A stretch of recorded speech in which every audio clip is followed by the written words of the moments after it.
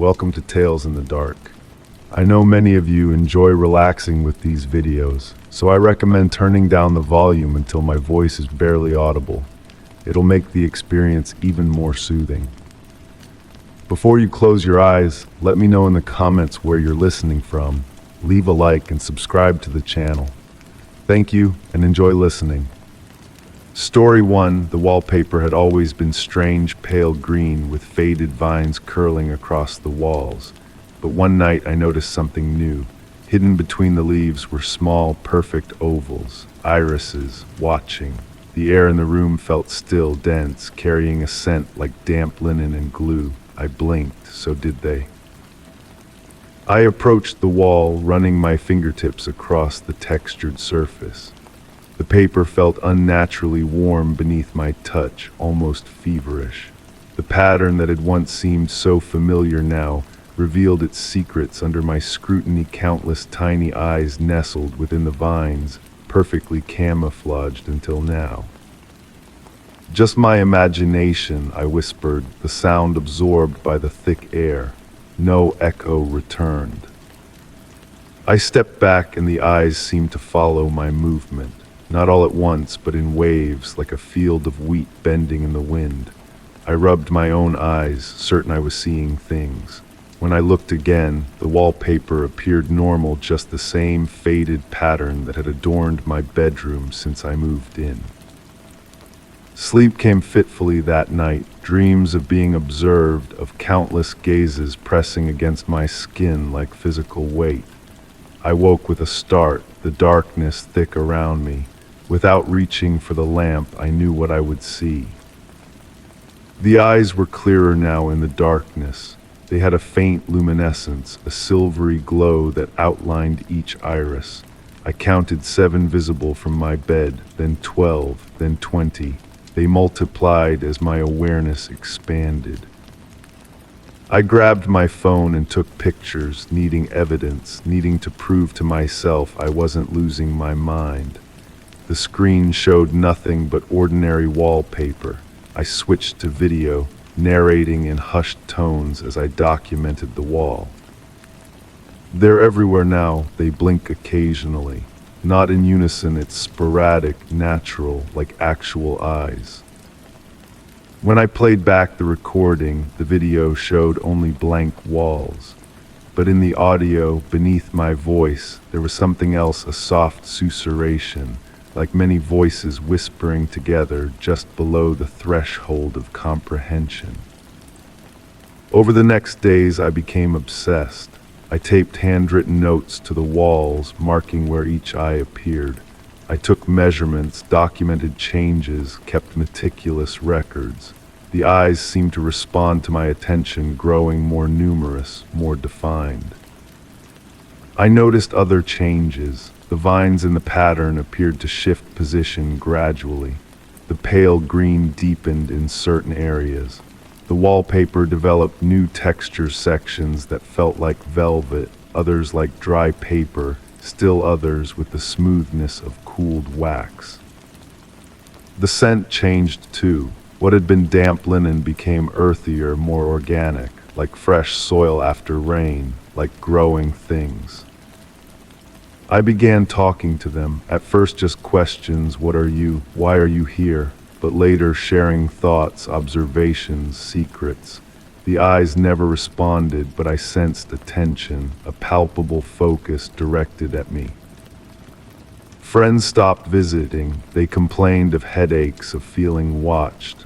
One friend reached out to touch the wallpaper and pulled back sharply, claiming it had moved beneath her fingertips. She never returned. I covered one section with a painting, a landscape with open skies. By morning, the painting had fallen, its canvas punctured with tiny holes. Behind it, the wallpaper had changed. The vines had grown thicker, more tangled. Among them, larger eyes had appeared. I tried removing a small section. The paper wouldn't tear.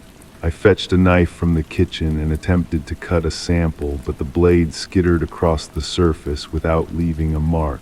When I pressed harder, the knife slipped, cutting my finger instead. a drop of blood fell onto the wallpaper. It disappeared, absorbed completely. That night, the eyes were different. Irises that had been uniformly pale now showed variations of color. Some had taken on a reddish hue. I woke to find thin, vine-like patterns traced across my skin, delicate green lines following the paths of my veins. They faded within hours, but returned each morning, extending further each time. The eyes watched impassively as I scratched at my skin, trying to erase their mark. I knew I should leave, find somewhere else to stay, but the thought brought panic rising in my throat. I couldn't abandon them. Who would document the changes? Who would track their growth? Who would speak to them in the stillness of night when they seemed most active, most aware? The pattern began appearing in other places, in the condensation on my bathroom mirror, in the arrangement of tea leaves at the bottom of my cup, in the dust that gathered in corners despite my constant cleaning. Sleep became rare. I spent nights watching the walls watch me. Sometimes I thought I saw the vines move, curling and uncurling in slow, deliberate patterns. I began to recognize sequences, repetitions, a language perhaps. I started transcribing the movements, looking for meaning. My notes grew more disjointed, pages filled with drawings of eyes and vines intertwined. Margins crowded with observations that made less sense with each passing day. One morning I noticed a new sound, a soft, wet pulse coming from within the walls. Rhythmic, steady, a heartbeat. I pressed my ear against the paper and felt warmth radiating through it. The pulse synchronized with my own heartbeat, then gradually increased its tempo, leading rather than following. My own pulse quickened to match. The next change was subtle but significant. The eyes began to show expression, a slight narrowing, a widening, emotions I could almost but not quite name. I cut off contact with the outside world. Packages piled up at my door, messages went unanswered. The distinction between day and night blurred into meaninglessness. Only the wall mattered. Only the eyes, only the growing, changing pattern that now covered every surface. I noticed my reflection had changed. My irises had lightened, taken on the same pale color as those on the wall. My skin had a greenish undertone. Veins visible beneath the surface formed patterns reminiscent of vines. The final transformation began with an itch. Persistent, maddening, it started between my shoulder blades and spread across my back. Using mirrors, I examined the affected area. A pattern had emerged on my skin, not drawn or transferred, but growing from within. Pale green vines spreading outward from my spine. And among them, small, perfect ovals. I should have been terrified. Instead, I felt only curiosity and a strange sense of communion. For the first time, I understood what the wallpaper had been trying to tell me all along. It wasn't an invasion, it was an invitation. The room has changed now. The walls breathe with a gentle rhythm. The vines have grown thick and lush, breaking free from the confines of the paper to creep across the ceiling, the floor, the furniture. Everything pulses with the same heartbeat. And the eyes, they're everywhere, on the walls, on my skin. We blink together now. New tenants will move in soon. They'll comment on the unusual wallpaper, pale green with faded vines. At first, they won't notice anything strange about it. But one night, they'll look closer. And we'll be watching. Story 2, at first I thought it was an animal. I kept hearing soft shifting beneath the floorboards out back. But when I crouched down to check, I found a man curled in the dirt, still, silent, his eyes were open. The smell rising from the earth was thick and sour like rain-soaked clothes and rust. I whispered, "Are you okay?" He smiled but didn't answer. I backed away, heart hammering against my ribs. The logical part of my brain insisted I call someone, authorities, neighbors, anyone. Yet something about his smile kept me frozen, my phone heavy in my pocket. His eyes tracked me as I retreated, reflecting the fading daylight in an unnatural amber glow. That night I convinced myself I'd imagined him. People don't just curl up under porches. I sat at my kitchen table, drinking tea that had long gone cold, listening. The house creaked and settled as houses do when darkness falls. Nothing unusual, nothing to fear. Until I heard a soft scraping directly beneath my feet. I placed my palms flat on the floor and felt it, a subtle vibration, as if someone were dragging fingernails across the underside of the boards.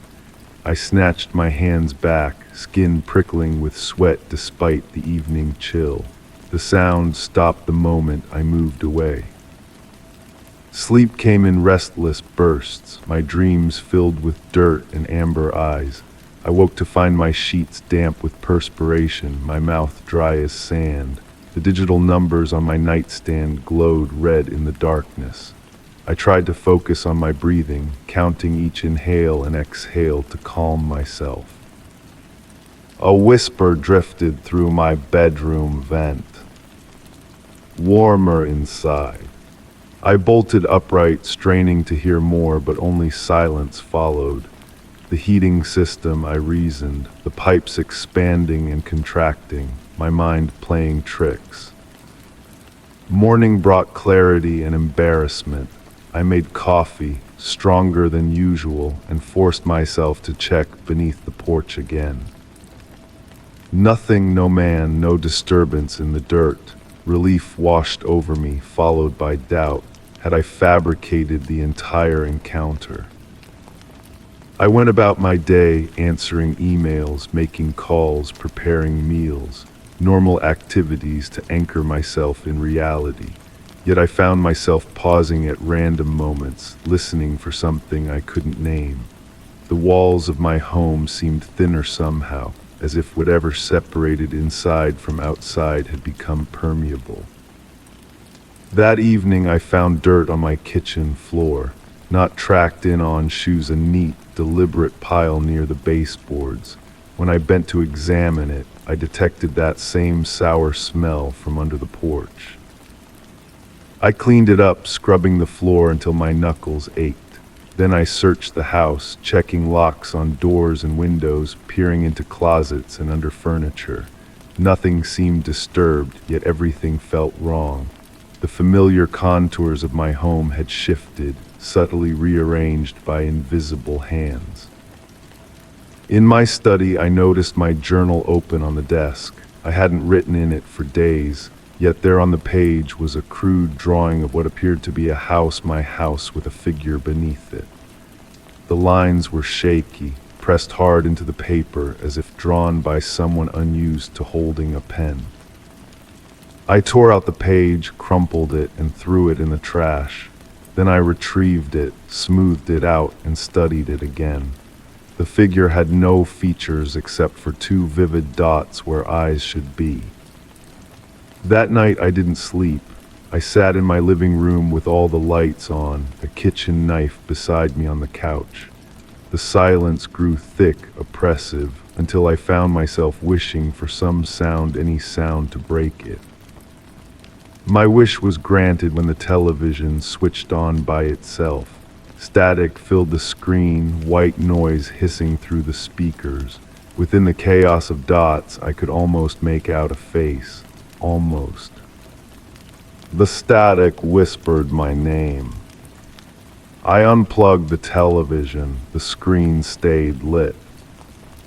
"You have a lovely home," the static said, its voice like gravel shifting underfoot. So warm, so safe. I grabbed my keys and ran. My car started on the third try, engine protesting the late hour and my panicked key turns. As I reversed down the driveway, my headlights swept across the porch. A pale hand waved from between the slats. I drove without destination, radio turned up loud to drown out my thoughts. The music kept skipping, breaking into fragments of melody interspersed with words that seemed directed at me specifically. I switched it off. The road stretched dark before me. In my rearview mirror, the taillights cast a red glow that reminded me of amber eyes. I drove until my gas gauge dipped dangerously low, forcing me to acknowledge an uncomfortable truth: I had nowhere to go. I spent the night in a motel room with water-stained ceilings and sheets that smelled of industrial bleach.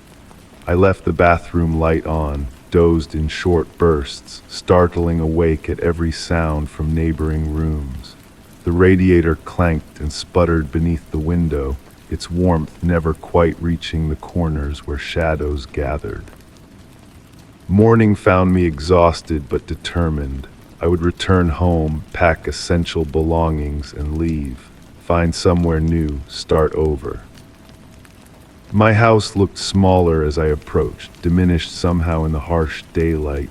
The porch steps creaked under my weight as I unlocked the front door. Everything inside appeared untouched, normal. I moved quickly, grabbing clothes and documents, stuffing them into a suitcase.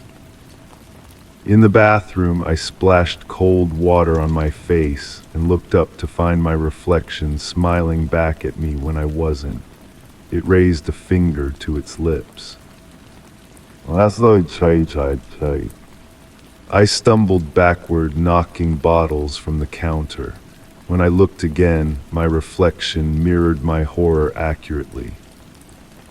A sound from below made me freeze, soft footsteps crossing my basement floor, not scurrying like an animal, deliberate, human, ascending the stairs that led to my kitchen. I abandoned my packing and fled through the front door, nearly tripping on the porch steps. My car refused to start this time, engine clicking uselessly. Through the windshield, I saw my front door slowly open. Nobody emerged, but I felt watched. A neighbor was in his yard across the street. I called out, waving frantically. He looked up, squinted, then returned to his gardening without acknowledgement. I shouted louder. He put in earbuds. My phone showed no signal. The street suddenly seemed emptier than it should be for a weekend afternoon. Something tapped on my car window. Dirt fell from a pale finger as it traced letters on the glass. WLCOMEHOME. I squeezed my eyes shut, counted to 10, and opened them. The writing remained, but the finger was gone. When I tried my car again, it started immediately. I drove to a local coffee shop, needing the comfort of other people while I gathered my thoughts. The barista smiled as I ordered, her expression so similar to what I'd seen beneath my porch that I nearly dropped my wallet. I took my drink to a corner table and opened my laptop. Property listings filled my screen, apartments, houses, anywhere but here. As I scrolled, the images began to change, each interior transforming into my own home. My living room, my kitchen, my bedroom, beneath each the same description: forever home. I slammed the laptop shut. Several patrons glanced my way, their faces momentarily blurring before resolving again. The coffee in my cup had turned to dirt. That night I stayed with a friend who asked no questions when I appeared at his door, wild-eyed and shaking. I slept on his couch, waking often to check that the floor beneath me remained solid. In the morning, he drove me to a mental health clinic where I spoke to someone who prescribed medication for anxiety and stress-induced hallucinations. "You're experiencing a dissociative episode," the doctor explained. "Your mind is creating threats where none exist." I nodded, accepted the prescription, and said nothing about the dirt I'd noticed under the doctor's fingernails. After a week away, the rational part of my brain began to reassert itself. I had experienced a breakdown understandable given my recent job loss and isolation. I'd created a manifestation of my fears, nothing more. I returned home determined to reclaim my space. The house welcomed me with familiar creaks and sighs. Everything was as I'd left it, minus a week of dust. Even the porch, when I finally gathered courage to check, held nothing but spider webs and forgotten garden tools.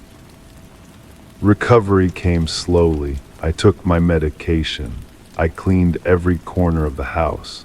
I invited friends over for dinner, normal activities to rebuild my sense of security. Then I found my journal again, pages filled with writing I didn't remember. Entry after entry describing what I'd done each day, but from the perspective of someone watching me through walls. The handwriting was mine, but the voice belonged to someone else. The final entry read, "I live here now too, inside the walls, inside the floors, inside you." That night I felt something shift within me, not physically, but fundamentally, as if parts of who I am had been rearranged. I caught myself smiling at my reflection, a smile I didn't initiate. My hands touched surfaces in my home with newfound familiarity, lingering on walls as if greeting old friends. I sleep well now, better than ever before. Sometimes I wake to find dirt under my fingernails, but I don't mind. My home feels warmer, more alive. I've stopped taking the medication. And sometimes, late at night, I find myself drawn to the porch. I lie down on my stomach and peer into the darkness beneath. I whisper to whoever might be curled in the dirt, "Are you okay?"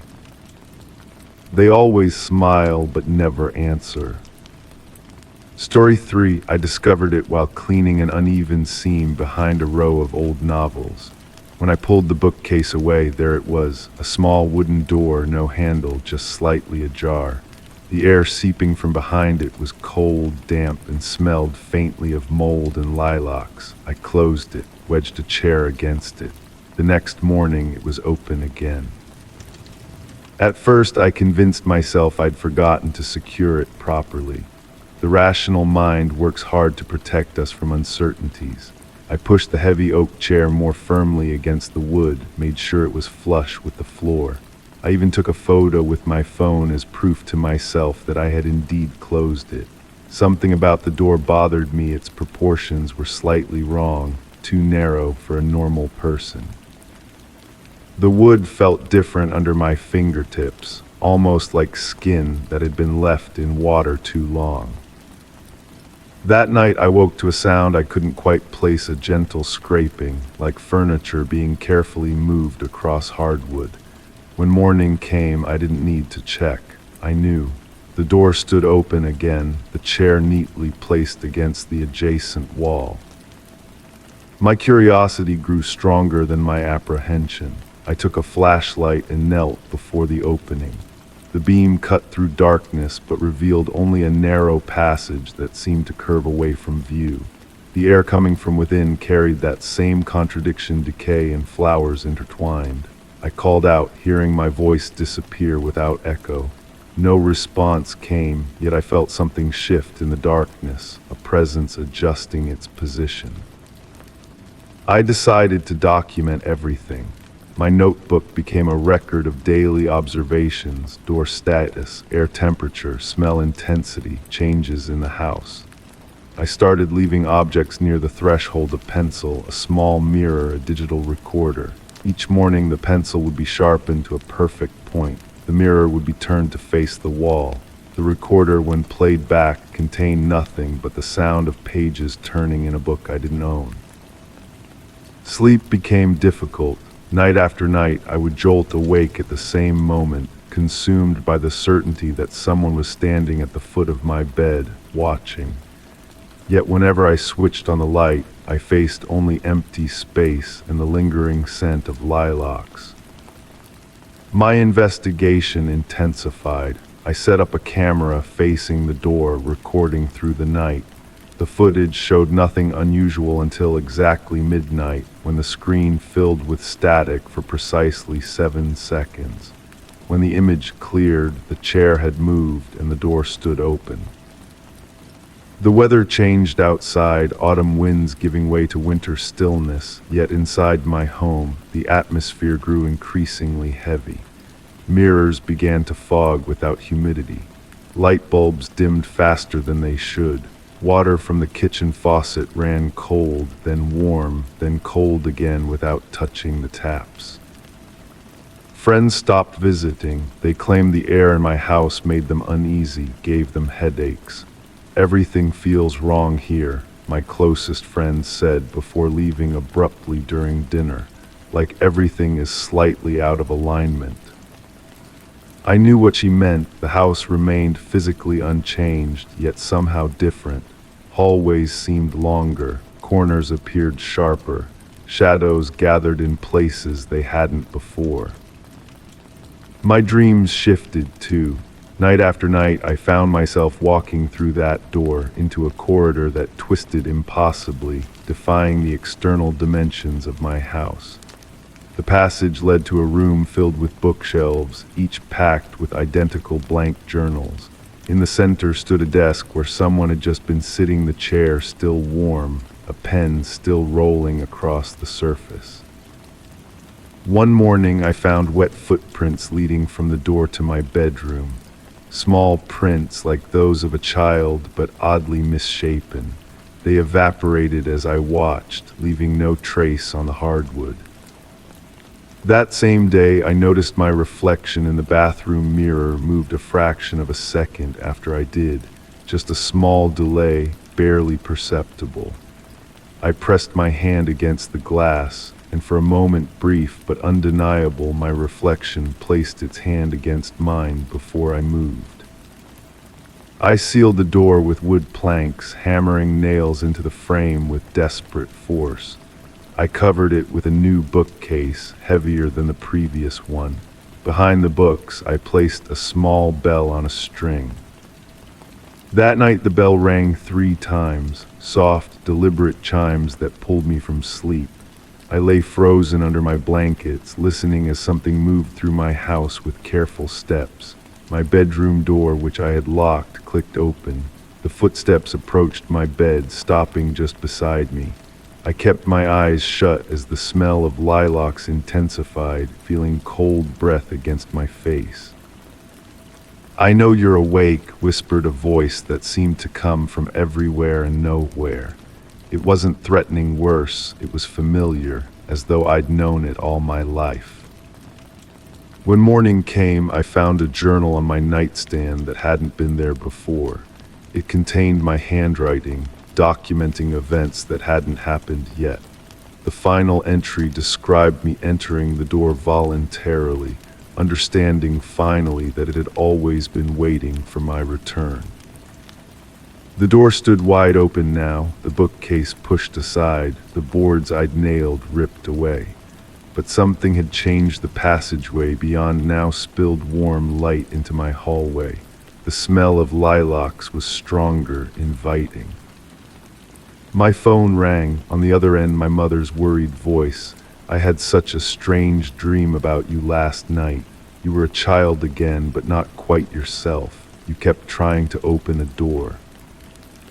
As she spoke, I noticed something on my desk, photographs from my childhood home. In the background of one image, partially hidden behind a smiling younger version of myself, stood a small wooden door I had never noticed before. The same door. "When did we have this door?" I asked my mother, interrupting her. Her voice changed, becoming distant. "What door? We never had a door like that." But in the photo, unmistakably, my small hand was reaching for it. The sound of pages turning came from behind me. In the reflection of my computer screen, I saw a figure sitting in my reading chair, holding an open book. I spun around to find the chair empty, yet the impression of someone's weight remained in the cushion, slowly expanding back to its original shape. That night, I placed a notebook and pen beside the open door. In the morning, I found a message written in my handwriting. Some doors exist in memory before they exist in reality. You've been entering this door your entire life. The house began to change more dramatically. Rooms rearranged themselves when I wasn't looking. The hallway stretched longer each day.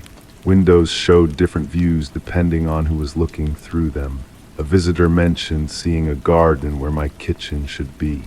When I looked, I saw only my kitchen, but a single lilac petal lay on the counter. My reflection continued to change. Now it smiled when I didn't, its eyes following me even when I moved away from the mirror. Sometimes I caught it writing in a journal while I stood empty-handed. I avoided the door, yet found myself drawn to it.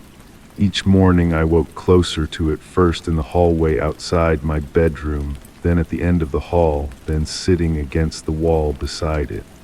My body was making a decision, my mind resisted. The recordings I made became increasingly disturbing. My voice asking questions I had no memory of asking. Another voice, eerily similar to mine but with subtle differences in inflection, answering. What are you? A possibility, a path not taken. What do you want? Completion, recognition, the way home. If I enter, can I return? You never left. My dreams and reality blurred. I found myself standing before the door without memory of approaching it. Objects from my dreams appeared in my waking world, a key that fit no lock, a book with my name as the author, a photograph of myself standing in a room I'd never entered, smiling with people I'd never met.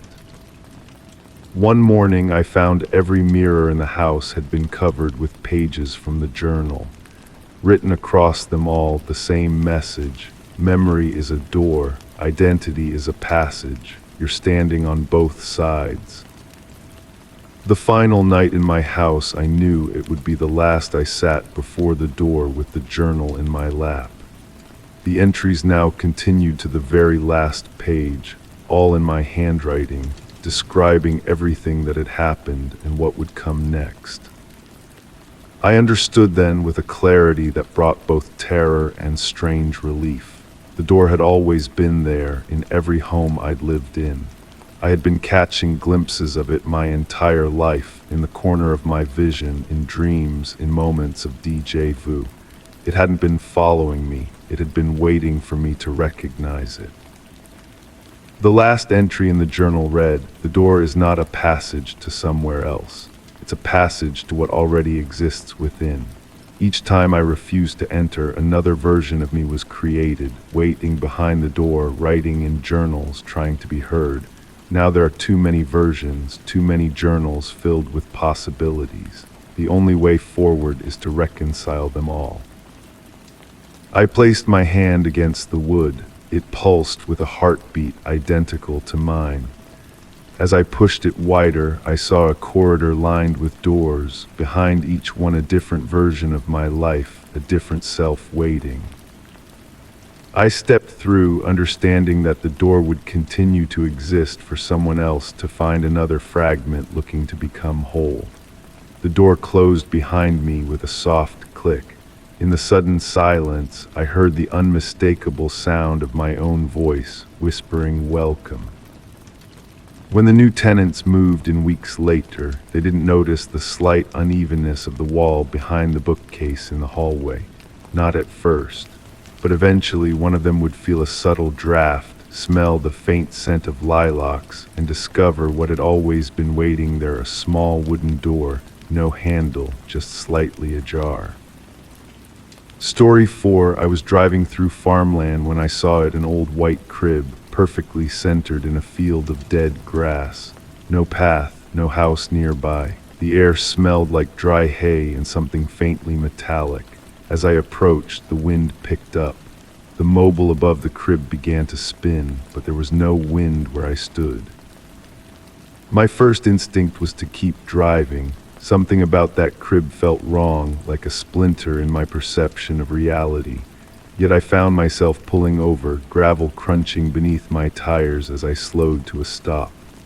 The logical part of my brain offered explanations. Someone had dumped unwanted furniture, perhaps a bizarre art installation, maybe even a prank.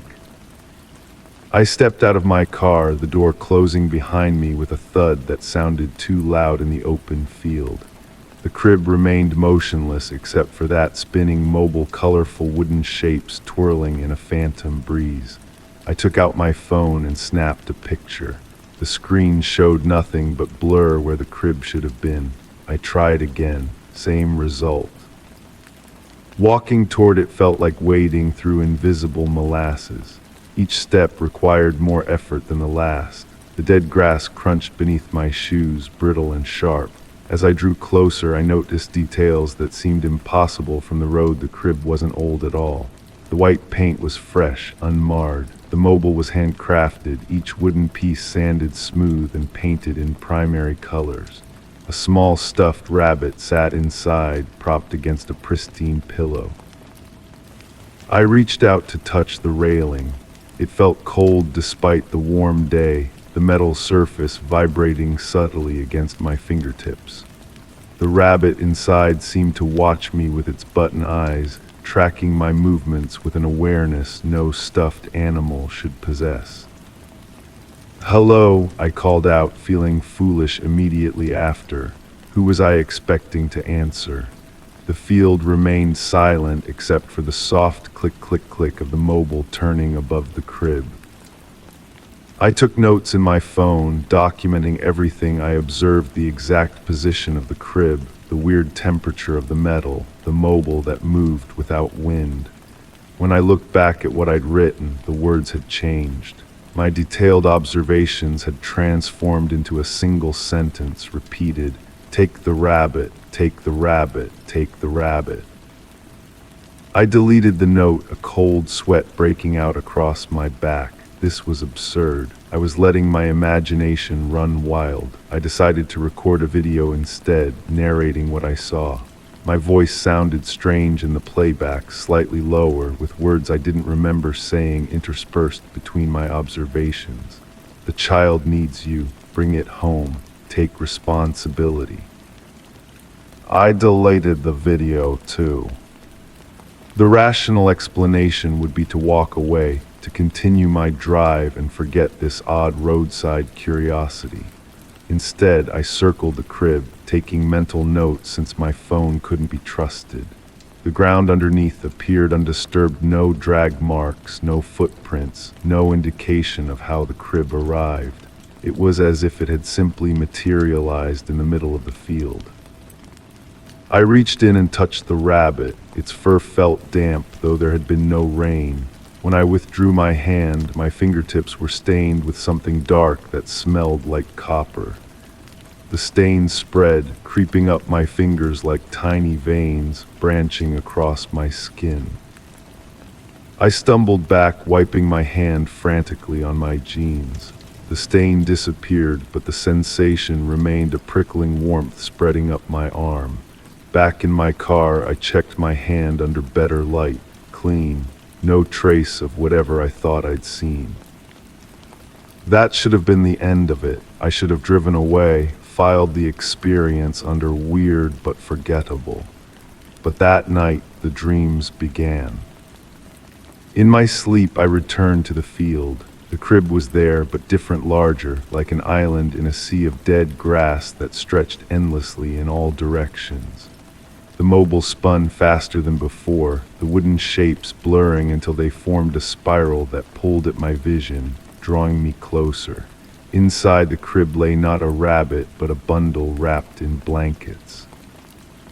I woke up sweating, the sheets twisted around my legs. The dream felt more like a memory than a fabrication of my sleeping mind.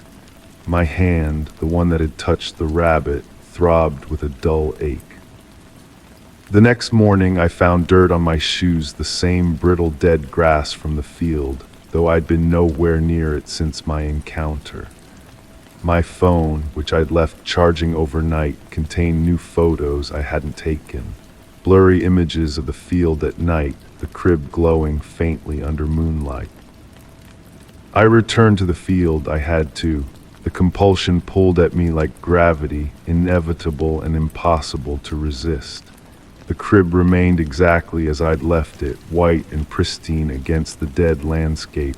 But this time the rabbit was gone. In its place lay a folded piece of paper. My hands trembled as I unfolded it. A child's drawing stick figures of what appeared to be a family. One adult, one child, standing beside what looked like the crib. On the back, written in crayon, "You came back, I knew you would." I crumpled the paper and threw it away from me, but when I looked down, it was in my pocket. I took it out again. The drawing had changed. Now the stick figures were inside a house. My house. Details I'd never shared with anyone: the crooked weather vane, the cracked third step, the maple tree with the low-hanging branch, all rendered in childish strokes but unmistakable.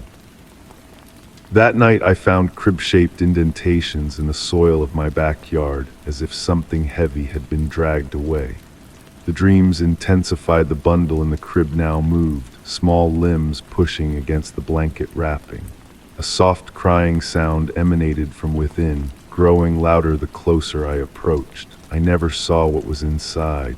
I always woke up before I could peer beyond the edge of the blanket.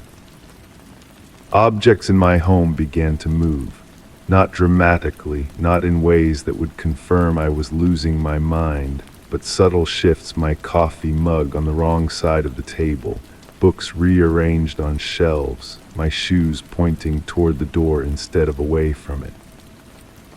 I started documenting everything, taking photos of rooms before leaving and comparing them upon return.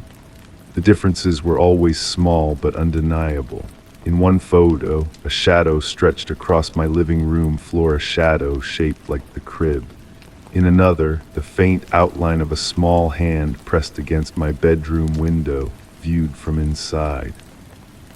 Sounds followed, soft humming during the night, the gentle creak of what might have been a rocking chair, though I owned none.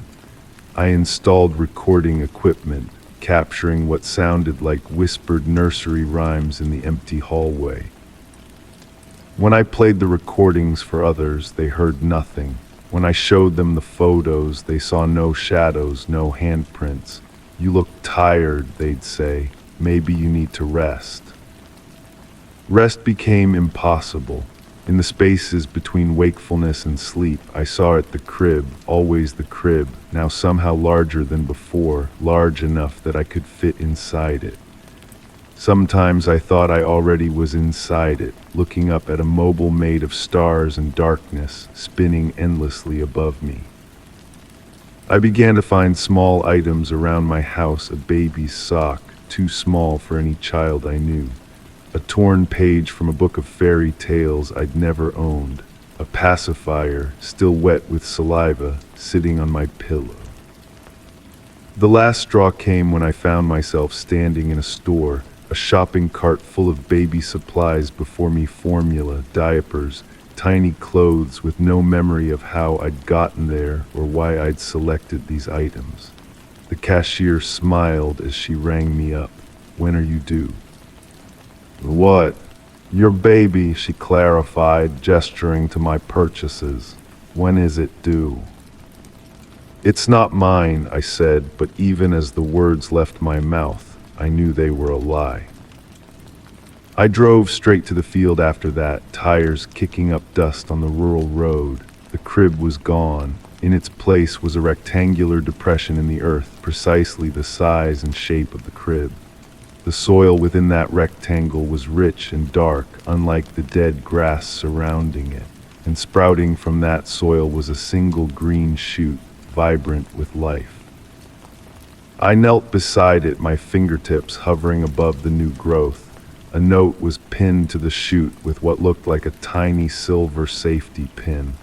The handwriting was childish but clear: "I'm coming home soon, make room for me." That night I rearranged my spare bedroom. I moved out the desk, the bookshelf, the exercise equipment I rarely used. I found myself measuring the space, calculating dimensions for a crib that would fit perfectly in the corner by the window that faced the field, though it should have been impossible to see it from this distance. Yet there it was when I looked out the field, much closer than it should be, the green shoot now a sapling, growing at an impossible rate. And beneath it, half buried in the soil, the white corner of what might have been a crib or might have been a tiny coffin. I stand here now waiting. The spare room is ready. The dreams have stopped, but the anticipation remains a weight in my chest, equal parts dread and longing. Whatever began in that field has taken root in me, growing like that impossible sapling, reaching towards something I cannot name. The mobile I ordered arrives tomorrow. I'll hang it above the crib I've built with my own hands, white paint just like the one in the field. Sometimes when I close my eyes, I can hear the click, click, click of wooden shapes spinning in a non-existent breeze. Sometimes I think I hear crying. And sometimes when I look in the mirror, I see soil under my fingernails that no amount of scrubbing will remove. The same rich, dark soil from the field, the soil where something waits, the soil where something grows. Something that knows my name, something that believes it belongs to me. Or perhaps, and this thought terrifies me more than anything, something to which I belong. The crib is ready now, I am ready now. All that remains is to wait for the knock on my door that I know will come, and when it does, I will answer. After all, I'm responsible now. Story 5, it started in a storefront window. I glanced at my reflection and saw it wasn't mimicking me exactly. My hand was still at my side while the reflection raised its own. The moment passed, I laughed it off, but when I got home and caught sight of myself again, it was still doing it. The wrong movements, the wrong smile, and it was closer to the glass than I was. I blinked hard and looked again. My reflection matched me once more, but something felt different. The eyes seemed to hold my gaze for just a heartbeat too long before following my movements, a subtle wrongness I couldn't quite define. That night I dreamed of mirrors, endless corridors of glass with my reflection walking freely between them, turning to watch me pass with that slightly crooked smile. I woke drenched in sweat, the darkness of my bedroom feeling somehow thicker, more substantial. My morning routine became an exercise in careful avoidance. I brushed my teeth with my eyes fixed on the sink, applied deodorant while staring at the bathroom wall, but peripheral vision is a treacherous thing.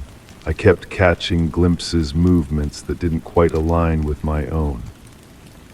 Stress, I muttered to myself, just stress and an overactive imagination. I decided to document everything. If this was a psychological break, I needed evidence to take to a professional. My phone camera became an extension of my hand.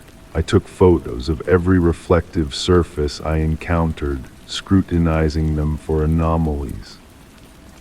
The first few days yielded nothing conclusive, but on the fourth day, I caught something. A small lag in my bathroom mirror, my reflection turning away from the mirror a fraction of a second after I did. I replayed the video so many times my battery drained to nothing.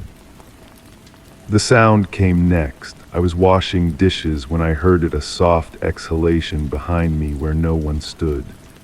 I spun around to empty space, only to notice my reflection still facing forward in the kitchen window, shoulders rising and falling with breath that shouldn't have been audible across the room. I covered the mirrors in my house with bed sheets. I put away the polished silverware and stored my phone in a drawer. These measures brought temporary relief, but reflections hide everywhere in the modern world. Computer screens, television sets, the window of a microwave. One night during a rainstorm, I found myself staring at a puddle on the sidewalk outside my building. Lightning flashed, illuminating my reflection for an instant. In that brief moment of visibility, my reflection knelt down and pressed its hand against the underside of the water's surface, palm flat against some invisible barrier, while I remained standing, paralyzed. I began sleeping with the lights on, afraid of what might emerge from the darkened windows or the blank screen of my television. Sleep became a rare visitor, consciousness clinging to me like a desperate child. When exhaustion finally claimed me, the dreams returned my reflection, watching me from behind glass, fingers pressed against the surface, testing its strength. I needed to understand what was happening. Against my better judgment, I set up an experiment. In my living room, I positioned my laptop to record me sitting before the largest mirror in my house. I uncovered it for the first time in days, heart hammering in my chest. At first, nothing happened. My reflection behaved normally, mimicking my nervous fidgeting with appropriate timing. I began to relax, to believe I had imagined everything. Then I blinked and my reflection didn't. On the recording, you can hear my sharp intake of breath. You can see me freeze while my reflection continues to move, tilting its head in a gesture of curious assessment. And you can see the moment it places its palm against the mirror, pressing forward until the glass begins to bow outward, like a membrane stretching to its limits. I ran from the room. The video ends with my empty chair and my reflection still seated, watching the doorway through which I had disappeared, that same wrong smile playing at the corners of its mouth. After that, I stopped going to work, stopped answering calls. My world contracted to the confines of my home, and even that space felt compromised. I covered all reflective surfaces with whatever I had at hand: sheets, towels, newspapers taped hastily in place.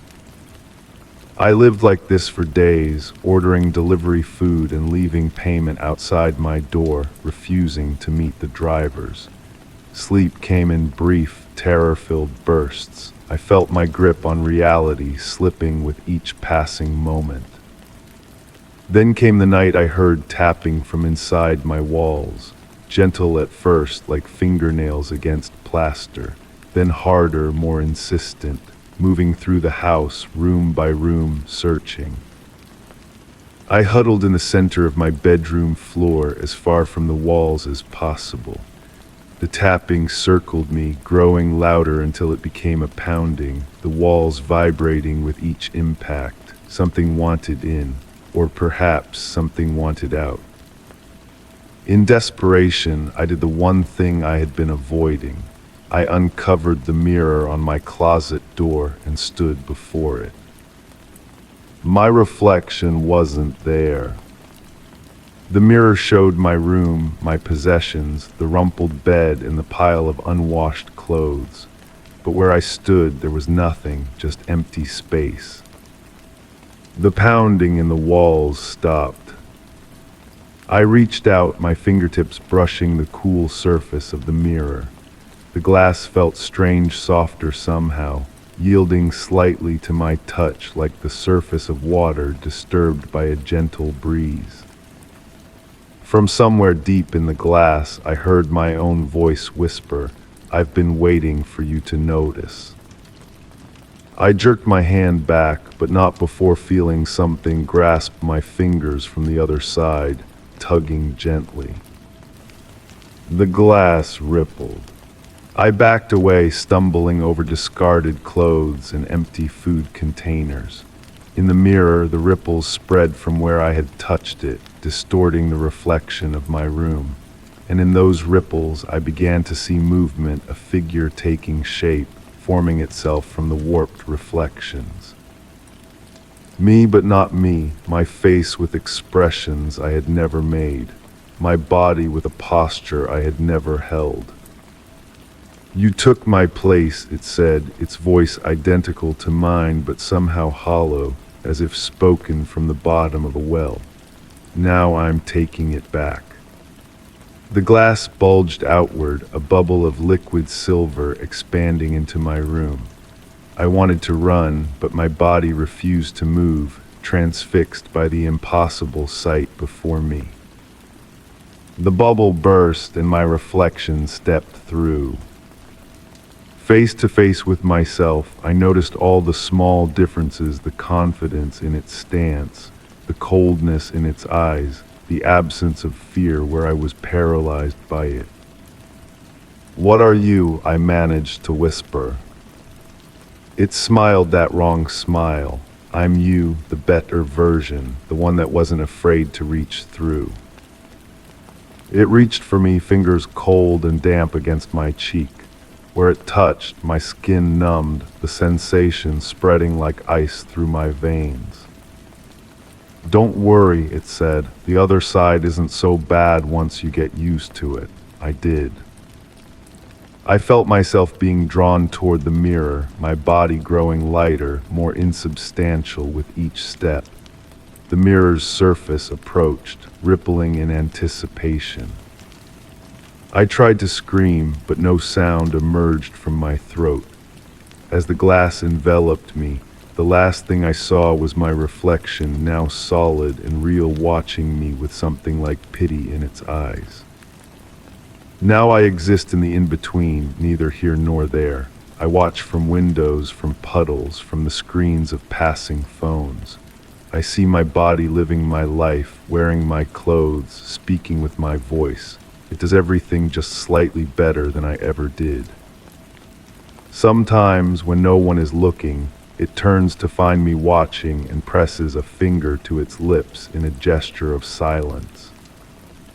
I've tried to warn others. When they glance at their reflections, I attempt to move differently, to signal that something is wrong, but they always laugh it off just like I did. And each day I notice more people with that same wrong smile, their movements just slightly out of sync with their reflections. The replacements are spreading. So if you see your reflection behave strangely, don't dismiss it.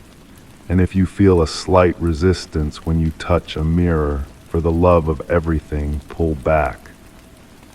Because I'm watching you right now from the other side of whatever screen you're reading this on, and I'm not alone anymore. Story 6, we never used it. Chimney was too old, bricks too unstable. But every so often, just past midnight, I heard something, not smoke or soot, but soft whispers rising up through the flue. The scent that followed was acrid and oddly sweet, like burned sugar and ash. I leaned close once to listen. A voice asked, "Are you alone now?" I jerked back, heart pounding against my ribs. The living room remained still, ordinary. Outside, wind rustled through autumn leaves, but nothing stirred inside my home. Nothing except my breath, suddenly shallow and quick. The fireplace had been sealed when I bought the house. The realtor mentioned something about structural concerns, but the brick facade added character to the otherwise unremarkable living room. I decorated around it, placed candles on the mantel, hung a painting above it, made it mine without ever intending to use it. That first night, I convinced myself I'd imagined the voice. Stress from the move, unfamiliar house sounds, and overactive imagination. I went to bed, pulled the covers up to my chin, and slept fitfully until morning light filtered through my curtains. Days passed, I settled into routines, unpacked the last of my boxes, made the house feel like home. I almost forgot about that strange moment by the fireplace.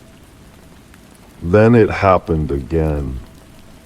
I sat reading on the couch when the sensation of being watched crept over me. My skin prickled. The air in the room seemed to thicken, pressure building like before a storm. From the direction of the fireplace came a soft scratching sound, as if something small was trapped inside, clawing to get out. "Hello," I called, immediately feeling foolish. The scratching stopped, silence stretched, taut and expectant. Then quietly, I need you to listen. The voice was neither male nor female, neither young nor old. It existed somewhere in between, a whisper with substance that seemed to float across the room rather than travel through it. I closed my book, placed it beside me on the couch. Who's there? Someone who's been waiting. Logic told me to call someone, a neighbor, the police, anyone. Instead, I found myself moving toward the fireplace, drawn by curiosity stronger than fear.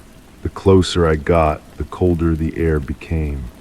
My breath formed small clouds in front of my face, despite the summer heat outside. I knelt before the brick opening, feeling oddly calm. Waiting for what? For someone who can hear me. I reached out, fingertips brushing against the cold brick. The material seemed to vibrate beneath my touch, a subtle tremor that traveled up my arm and settled somewhere deep in my chest. What do you want? Silent. I repeated my question, leaning closer. The scent intensified: burnt sugar, ash, and something else, something organic and unpleasant. I want what was taken, the voice finally answered. Will you help me find it? Something compelled me to agree, perhaps curiosity, perhaps something deeper I couldn't explain. Yes, I said, the word escaping before I could reconsider. The air shifted, the pressure in the room released.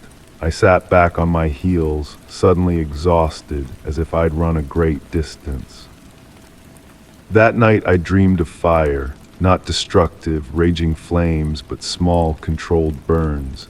A fireplace in a room I didn't recognize. A woman sitting before it, writing in a journal. Her face remained hidden, but her hands moved frantically across the page, ink spilling like black blood. I woke sweating, sheets tangled around my legs. My phone showed early morning, but darkness still pressed against my windows. The dream clung to me, vivid details refusing to fade as dreams normally do. On impulse, I went to the living room. In the dim glow of streetlights filtering through curtains, the fireplace looked different. The bricks seemed to absorb the weak light rather than reflect it. The sealed opening appeared deeper, like a wound in the wall. I turned on a lamp and examined the fireplace more carefully than I had when purchasing the house. The mortar between some bricks appeared newer, a slightly different shade. Someone had done repair work, but not professionally. Amateur hands had sealed whatever lay behind. Over the next few days, I began researching the history of my house. Previous owners, renovations, any records I could find. The local historical society proved helpful, providing dates and names but little substantive information. Nothing unusual stood out, nothing explained the voice. Meanwhile, the dreams continued. Each night, the same woman, the same fireplace, the same frantic writing. Sometimes she would look up, almost toward me, but her face remained in shadow. Sometimes she would speak, but I could never quite hear the words. During daylight hours, I avoided the living room, made excuses to stay away from home. When darkness fell and I could no longer delay returning, I would catch glimpses of movement from the corner of my eye, shadows that shifted when they shouldn't, the sensation of being followed from room to room.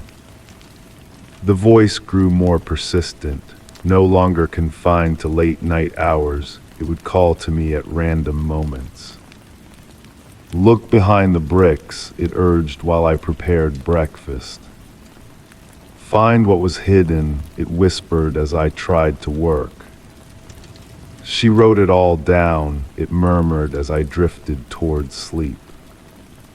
I began taking notes, documenting times, sensations, exact phrases. What began as an attempt to preserve my sanity became something else, a systematic investigation. I recorded temperature drops near the fireplace, photographed unusual shadows, captured audio of the faint scratching sounds. One recording played back contained words I hadn't heard in the moment. Fire reveals truth. I became obsessed with the fireplace, spent hours staring at it, waiting for the voice, ran my hands over the bricks, feeling for irregularities, tapped against the wall, listening for hollow spaces. Something had been sealed inside. I became convinced of this fact. I began to pry at the mortar with a kitchen knife. Small pieces crumbled away, revealing older brick beneath. The work was slow, meticulous. Each removed fragment sent dust into the air, coating my hands and clothes in fine red powder. The dreams intensified. The woman now looked directly at me, her face still obscured but her intention clear. She held up her journal, pages filled with text I couldn't quite read. She pointed to the fireplace, then back to her writing. Her movements became more urgent, more desperate. As I removed more bricks, the voice grew stronger. She tried to warn them. They wouldn't listen. They sealed her truth away. One brick, larger than the others, refused to budge despite the crumbling mortar around it. I worked late into night, fingers bloody from the rough edges. Finally, it gave way, revealing a small cavity behind. I reached in without hesitation. My fingers brushed against something wrapped in cloth. I pulled it out, a bundle no larger than my palm, bound in fabric now brittle with age. I unwrapped it carefully. A journal, small, leather-bound, its pages yellowed and edges charred. The cover bore no name, no identifying marks except a strange symbol burned into the leather, a spiral surrounding what might have been an eye. I opened it. The handwriting matched what I had seen in my dreams, frantic, pressed hard into the paper, words occasionally running together. I began to read. The journal belonged to a woman named Eleanor. She had lived in this house, though she never mentioned when. She wrote of discoveries, of knowledge that they wanted kept hidden. She described rituals performed in the basement, involving fire and sacrifice. Names appeared throughout people of importance in the community who gathered in secret. Eleanor had been their record keeper, their witness, until she began to question their purpose. The final entries became increasingly paranoid. She knew they would come for her. She had hidden evidence of their crimes, their true nature. The journal contained only vague references to this evidence, but mentioned the fireplace repeatedly. The last entry, dated simply "Final Night," contained just one sentence: "I will become the voice in the flames." As I finished reading, the temperature in the room plummeted. The pages of the journal turned on their own, flipping back to a specific entry. A detailed drawing of the fireplace, my fireplace, with one brick marked by the same spiral symbol from the cover. I looked up at the gap I had created. One brick remained just to the right of the opening. I stood and ran my fingers over it. There, nearly worn away but still visible, the spiral and I. This brick was different, heavier, denser. It didn't come away easily, but when it finally did, dust filled the air, choking me. I dropped to my knees, coughing, eyes watering. When I could see again, I found myself staring at another cavity, larger than the first. Inside lay a small bundle of bones, human finger bones, blackened by fire. The voice spoke, no longer from the fireplace, but seemingly from inside my own head. Now you know where to begin. Find the others, reveal their descendants. The legacy continues, the rituals unbroken. What do you want me to do? I asked aloud. Become the next voice, Eleanor whispered.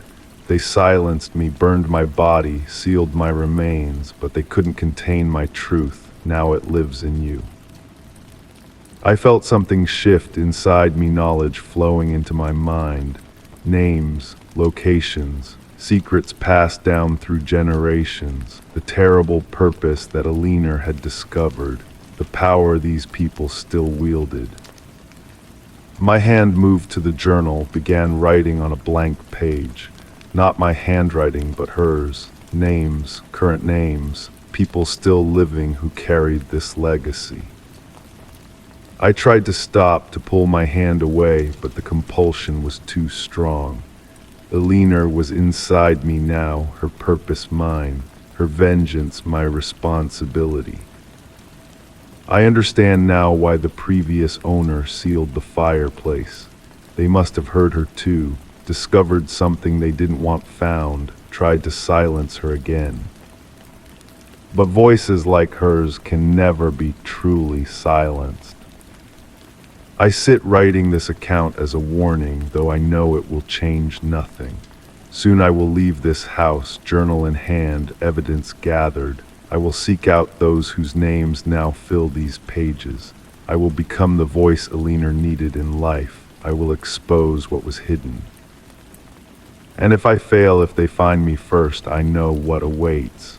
I too will become a voice, whispering from hidden places, seeking someone who will listen. Someone like you. Story 7, it began as a scuff. I thought I'd dragged something heavy. But by the next morning, the line had thickened, stretched across the room. It looked like a burn. The air around it smelled sharp, like ozone and scorched fabric. I tried cleaning it, sanding it, painting it, but every night it returned, longer, deeper, heading toward my bed. I first noticed it after moving into the old apartment building. The wooden floorboards had character, worn paths and stains that whispered of previous occupants. So when I spotted the dark line near my desk, I dismissed it as just another mark of age. But something about it nagged at me, the way it seemed to absorb light, how perfectly straight it ran. When I bent down to examine it, the wood felt oddly warm to the touch, almost feverish against my fingertips. I took a photo just to document it. The strange thing was, looking at the image on my phone's screen, the mark appeared blurred as if it had shifted during the capture. I took another, same result. That night I dreamed of heat, of something burning slowly beneath me. I woke to the smell of smoke, convinced the building was on fire, but the air was clear.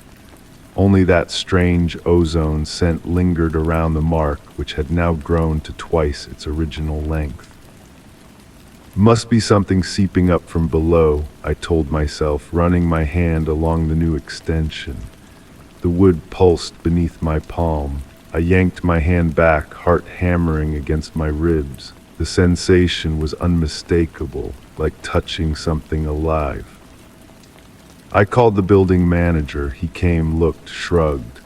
Old buildings settle, he said, not meeting my eyes. Could be a water stain, but his face had gone pale and he left quickly, promising to look into it. He never returned my subsequent calls. The mark continued its inexorable progress across my floor, gaining perhaps an inch each night. I began measuring it, documenting its growth with chalk lines. Sometimes it grew more, sometimes less, but always toward my bed. I found myself avoiding stepping on it. When forced to cross the room, I'd leap over the darkened wood, an irrational fear gripping me that contact might accelerate its growth or worse, connect me to whatever caused it. Sleep became difficult. I'd wake convinced something was scratching beneath the floorboards. The sound was faint, rhythmic, not the scurrying of rodents, but deliberate, methodical, like someone slowly dragging a nail across wood, marking their path. Online research yielded nothing but ghost stories and urban legends. I found myself deep in forums dedicated to paranormal phenomena, reading accounts of threshold marks and boundary breaches, terms that meant nothing yet somehow felt right when applied to my situation. One night, desperate for answers, I took a knife and tried to cut along the mark's edge, thinking to extract a sample. The blade skittered off the surface, unable to penetrate. When I pressed harder, the knife snapped, the broken tip flying past my face, nearly blinding me. In the bathroom mirror, I examined the thin cut on my cheek where the metal had grazed me. The wound was already darkening, not with blood, but with something that resembled the mark on my floor. Panic surged through me. I scrubbed at my face until my skin was raw, but the dark line remained. Not deep, barely visible unless you knew to look for it, but undeniably there. A perfect match to the one spreading across my floor. I didn't sleep that night or the next. I watched the mark and it seemed to watch me back. The air in the apartment grew thicker, harder to breathe. The smell of burning intensified, though nothing was actually on fire. My thoughts turned increasingly to the tenants who had lived here before me. Had they experienced this? Was this why the apartment had been vacant so long? I began asking neighbors, but their reactions troubled me more than the mark itself. Some would go quiet, eyes wide, and hurriedly excuse themselves. Others would laugh too loudly, change the subject with forced cheer. One elderly woman on the first floor simply shook her head when I described the mark. "It finds a way in," she whispered. "Always has. You should leave while you still can." When I pressed for clarification, she shut her door in my face. I considered leaving, abandoning everything and running, but something held me back, a compulsion to understand, to confront whatever this was. And deeper still, a disturbing sensation that wherever I went, the mark would follow. The day the mark reached the edge of my bed, I decided to document its crossing. I set up my phone to record overnight, positioned to capture both the floor and my sleeping form. What I saw in the morning chilled me beyond words. The video showed me sleeping peacefully, nothing unusual, but at some point the recording became grainy, distorted. The mark began to emit a faint glow, and then movement, not of the mark growing, but of something moving along it. A shadow without a source, sliding from the origin point toward my bed. When it reached the edge of the frame, the video cut out entirely. I checked my body frantically, searching for any sign the shadow had reached me. Found nothing visible, but the mark on my face had deepened, darkened. And now, looking closer, I could see faint trace lines spreading from it, following the contours of my veins just beneath the skin. Desperate, I tore up the floorboards where the mark had first appeared. Beneath, instead of joists and insulation, I found only a smooth black surface, impenetrable, reflective like obsidian, but seeming to swallow light rather than return it. When I touched it, visions flashed behind my eyes, places I'd never seen, geometries that shouldn't exist. I covered it with everything I could find: boards, rugs, books, metal sheets. By nightfall, I'd built a barricade between myself and whatever lay beneath my floor. It made no difference. That night I woke to find everything I'd placed over the hole arranged neatly against the far wall. The black surface was exposed again, and the mark had grown not toward my bed now, but up the wall beside it, creeping toward the ceiling. I fled, packed nothing, simply ran from the apartment in whatever clothes I had on, found a motel far away, and collapsed into uneasy sleep. The nightmare came instantly. In it, I was back in my apartment, but the mark had consumed everything: floor, walls, ceiling. I stood at the center of a black void that pulsed with malevolent awareness, and I realized with crawling horror that I wasn't looking at the mark anymore. I was inside it. I woke shaking, clawing at my skin. In the motel bathroom, under the harsh fluorescent light, I saw what I'd feared most. The small mark on my face had spread overnight, fine lines now webbed across my cheek, down my neck, disappearing beneath my collar. When I removed my shirt, I saw the truth. The mark had never been on my floor at all. It had always been on me, growing, spreading. The floor had merely been its reflection, its way of showing me what was happening from the outside. Now I document my condition daily. The dark lines continue their inexorable progress across my body. They don't hurt, don't itch, just spread, mapping territories unknown. Sometimes when I trace them with my fingers, I feel something respond from the other side. A pressure answering my touch, a consciousness acknowledging my presence. I've stopped trying to remove them, stopped seeking help.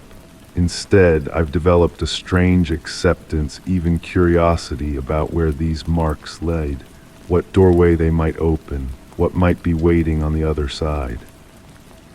The mark on my floor was never just a mark. It was a boundary being crossed, a threshold being prepared. And soon, very soon, whatever waits beyond that threshold will fully arrive.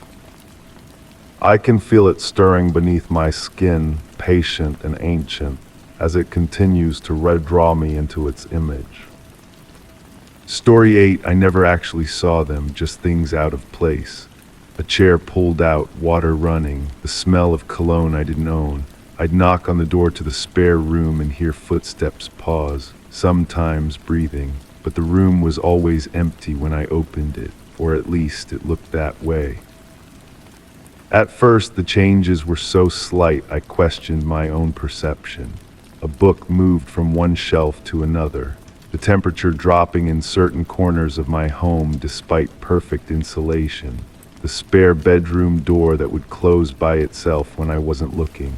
Small things easily dismissed as tricks of memory or imagination. I live alone in a modest house inherited from my grandmother, tucked away at the end of a quiet street. The neighbors keep to themselves, which suited me fine until the peculiarities began. The spare room had always felt different from the rest of the house, cooler, somehow more hollow in its silence. Grandmother had used it as storage, filling it with old furniture and mementos she couldn't bear to part with. After her passing, I cleared most of it out, leaving only a bed, dresser, and reading chair by the window. The first unmistakable incident happened during a rainstorm. I woke to a creak from down the hallway, the distinct sound of weight shifting on the floorboards. My heart hammered against my ribs as I listened intently, convinced someone had broken in. Clutching a heavy flashlight, I crept toward the spare room, noticing a faint light beneath the door that shouldn't have been there. As I approached, the light vanished. When I finally mustered the courage to enter, I found the room empty, but the bed sheets had been disturbed, forming the shallow depression of a body. I touched the indent. It was warm. That night I slept with my bedroom door locked, telling myself I needed to get more sleep. That stress was causing me to imagine things. But the next morning, condensation marked the bathroom mirror in patterns too deliberate to be random swirling shapes that resembled words when viewed from certain angles. I began documenting everything, taking photographs of moved objects, recording audio in the spare room when I left the house, setting up small, inconspicuous tests, a hair placed across the closed door that would fall if disturbed, talcum powder sprinkled on the floor, a pencil balanced on the edge of the desk that would roll off if bumped. My recordings captured nothing but static with occasional breaks of deeper silence. The hair remained unbroken, but the talcum powder showed what looked like partial footprints, just the heel and part of an arch, as if someone had stepped very lightly, or perhaps wasn't entirely there. The pencil never moved, but when I returned, it had been sharpened. I considered seeking help, but hesitated. What would I say? That my house had a guest I couldn't see? That something was occupying the spare room, borrowing my space, breathing my air, but never revealing itself. I imagined the concerned looks, the gentle suggestions of mental health evaluations. So I kept my investigations private, becoming increasingly obsessed with documenting the presence. Weeks passed, the intrusions grew bolder. I'd find my kitchen cabinets open, water glasses half empty on countertops, the television switched to channels I never watched. One morning, my laptop contained a document I hadn't created blank except for a blinking cursor, as if waiting for me to continue a conversation. Sleep became fragmented, punctuated by the sensation of being watched. I began talking aloud to the empty house, asking questions that received no answers. Yet sometimes, when I spoke directly to the spare room, the air would change, becoming dense, attentive, alive with anticipation. "Who are you?" I asked the vacant doorway one evening. "What do you want from me?" The house groaned in response, a deep settling of wood and foundation that felt purposeful. That night, the temperature dropped so severely in my bedroom that my breath clouded before my face. I huddled beneath blankets, shivering, watching frost patterns form on the inside of my windows, intricate, beautiful designs that shouldn't have been possible. By morning they had vanished, but a single word remained etched in condensation: stay. I almost left then, packed a bag called a hotel, but something kept me rooted: curiosity, perhaps, or the strange certainty that whatever haunted my house would follow me regardless. So instead, I pushed further, setting up a camera facing the spare room door. The footage showed nothing unusual until approximately midnight. The recording became distorted, rippling with static as the spare room door eased open. No figure emerged, but a shadow stretched across the hallway floor, impossibly long, impossibly dark, disconnected from any visible source. It lingered for several minutes before retreating as the door slowly closed. After watching this, I gathered my courage and entered the spare room with a notebook and pen. I sat in the reading chair, heart pounding, and spoke aloud. "I'm here to listen." The air condensed around me, heavy with presence. The walls seemed to breathe, expanding and contracting by fractions. A coldness brushed against my hand, delicate as gossamer, and the pen moved across the page without my guidance, scratching out 5 words. "You invited me to stay." Memory flooded back, fragmented, uncertain. My grandmother's funeral, my grief-stricken wish that she wouldn't leave me alone. The spare room had been hers, her favorite space, her sanctuary. But the presence didn't feel like her. It felt other, neither malevolent nor benign, but patient, waiting, becoming stronger through my attention, my documentation, my obsessive focus. With trembling hands, I placed the notebook on the bed. I never invited anything. The temperature plummeted. My breath billowed, white as frost crept across the floorboards toward my feet. The notebook pages flipped violently, settling on a blank sheet where invisible fingers wrote, "Doors open both ways." A mirror hung on the wall opposite my grandmother's antique, with its ornate silver frame. As I watched, my reflection blurred, features shifting into something not quite mine. A face superimposed over my own, eyes darker, mouth curved in a smile I wasn't making. I stumbled backward, but my reflection remained in place, watching me with curious intensity. It raised its hand in greeting. I did not. I fled the room, slamming the door behind me.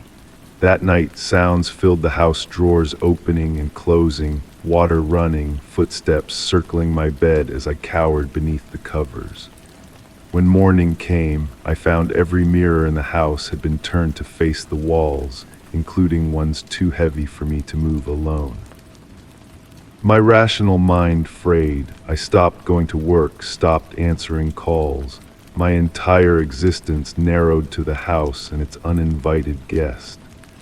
I began sleeping in my car some nights, but even there, the rearview mirror would sometimes reflect a face peering over my shoulder from the back seat. I consulted research about hauntings, possessions, dimensional rifts, any explanation for what was happening. Most sources suggested cleansing the space, demanding the entity leave. I tried burning sage, reciting protective prayers from various traditions, even attempted an amateur exorcism using instructions found online. Nothing changed except perhaps the growing sense that my efforts amused whatever shared my home. One night, exhausted beyond fear, I confronted the spare room again. The door stood ajar, though I'd closed it earlier. Inside, the reading lamp cast a warm pool of light over an open book on the bed, my grandmother's old journal, which I'd packed away in the attic years ago.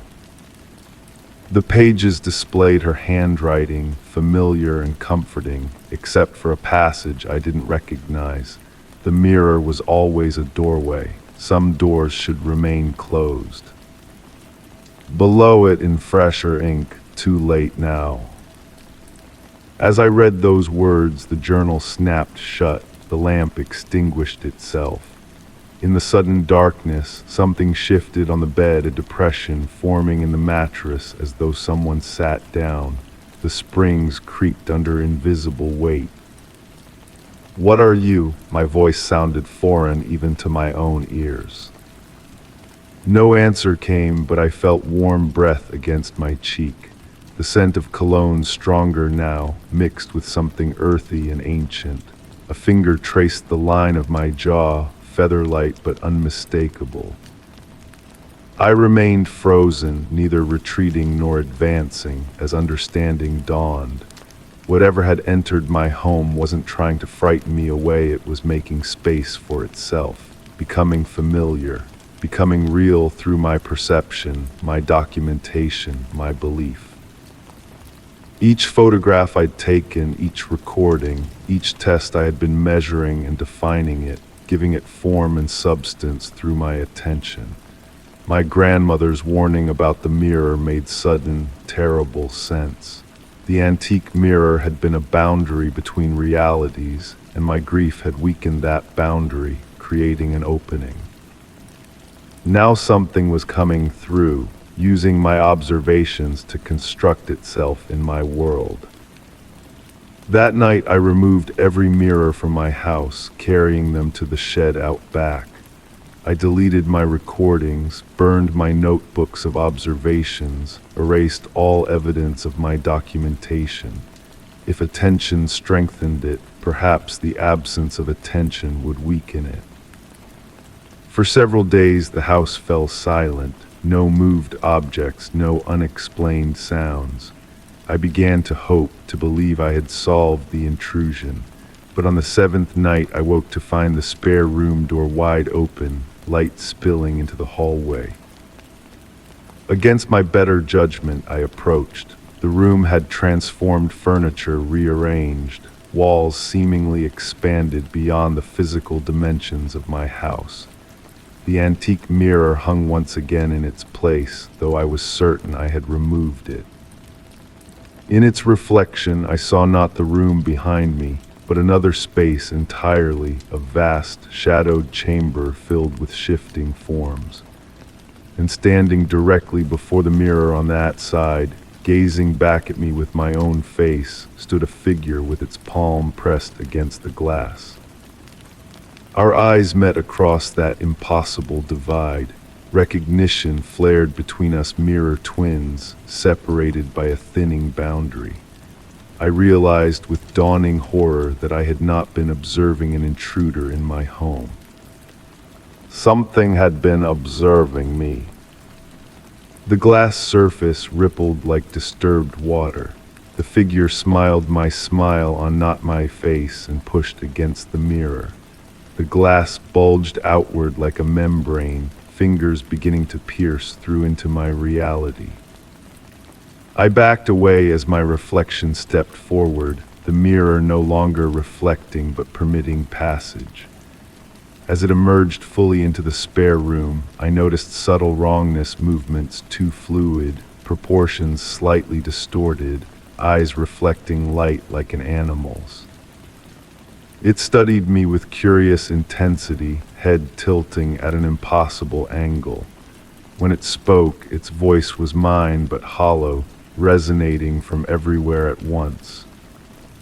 "Thank you for the invitation. I've been waiting to meet you properly." I turned to flee but found the doorway gone, just seamless wall where the exit should have been. The thing wearing my face circled me slowly, studying every detail. "Doors open both ways," it repeated, reaching toward me with my own hand. "Your turn to visit my side now." Its fingers brushed my shoulder and the world tilted sideways. The floor became the ceiling, gravity shifted. I fell upward toward the mirror, now overhead, its surface parting like mercury to receive me. My last glimpse of my home was my own face looking up at me, smiling as it settled into the life I was leaving behind. I never actually see them now, just things out of place. A world almost like mine, but subtly, terribly wrong. Reflections that move independently, doors that lead to impossible rooms. Sometimes I catch glimpses of my house through reflective surfaces, windows, still water, polished metal, and see myself going about a life that should be mine. I knock on these glimpses, trying to get my attention. Sometimes I think I see myself pause, listening.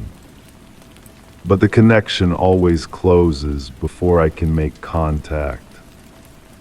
I'm still documenting everything, taking notes, testing boundaries, looking for a way back through.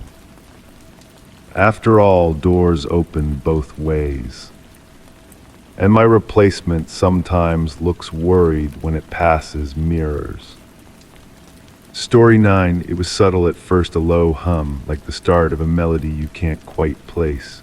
But the longer I stood under the water, the louder it became. Notes, a voice, the steam smelled like soap and something else, something chemical, like solvent.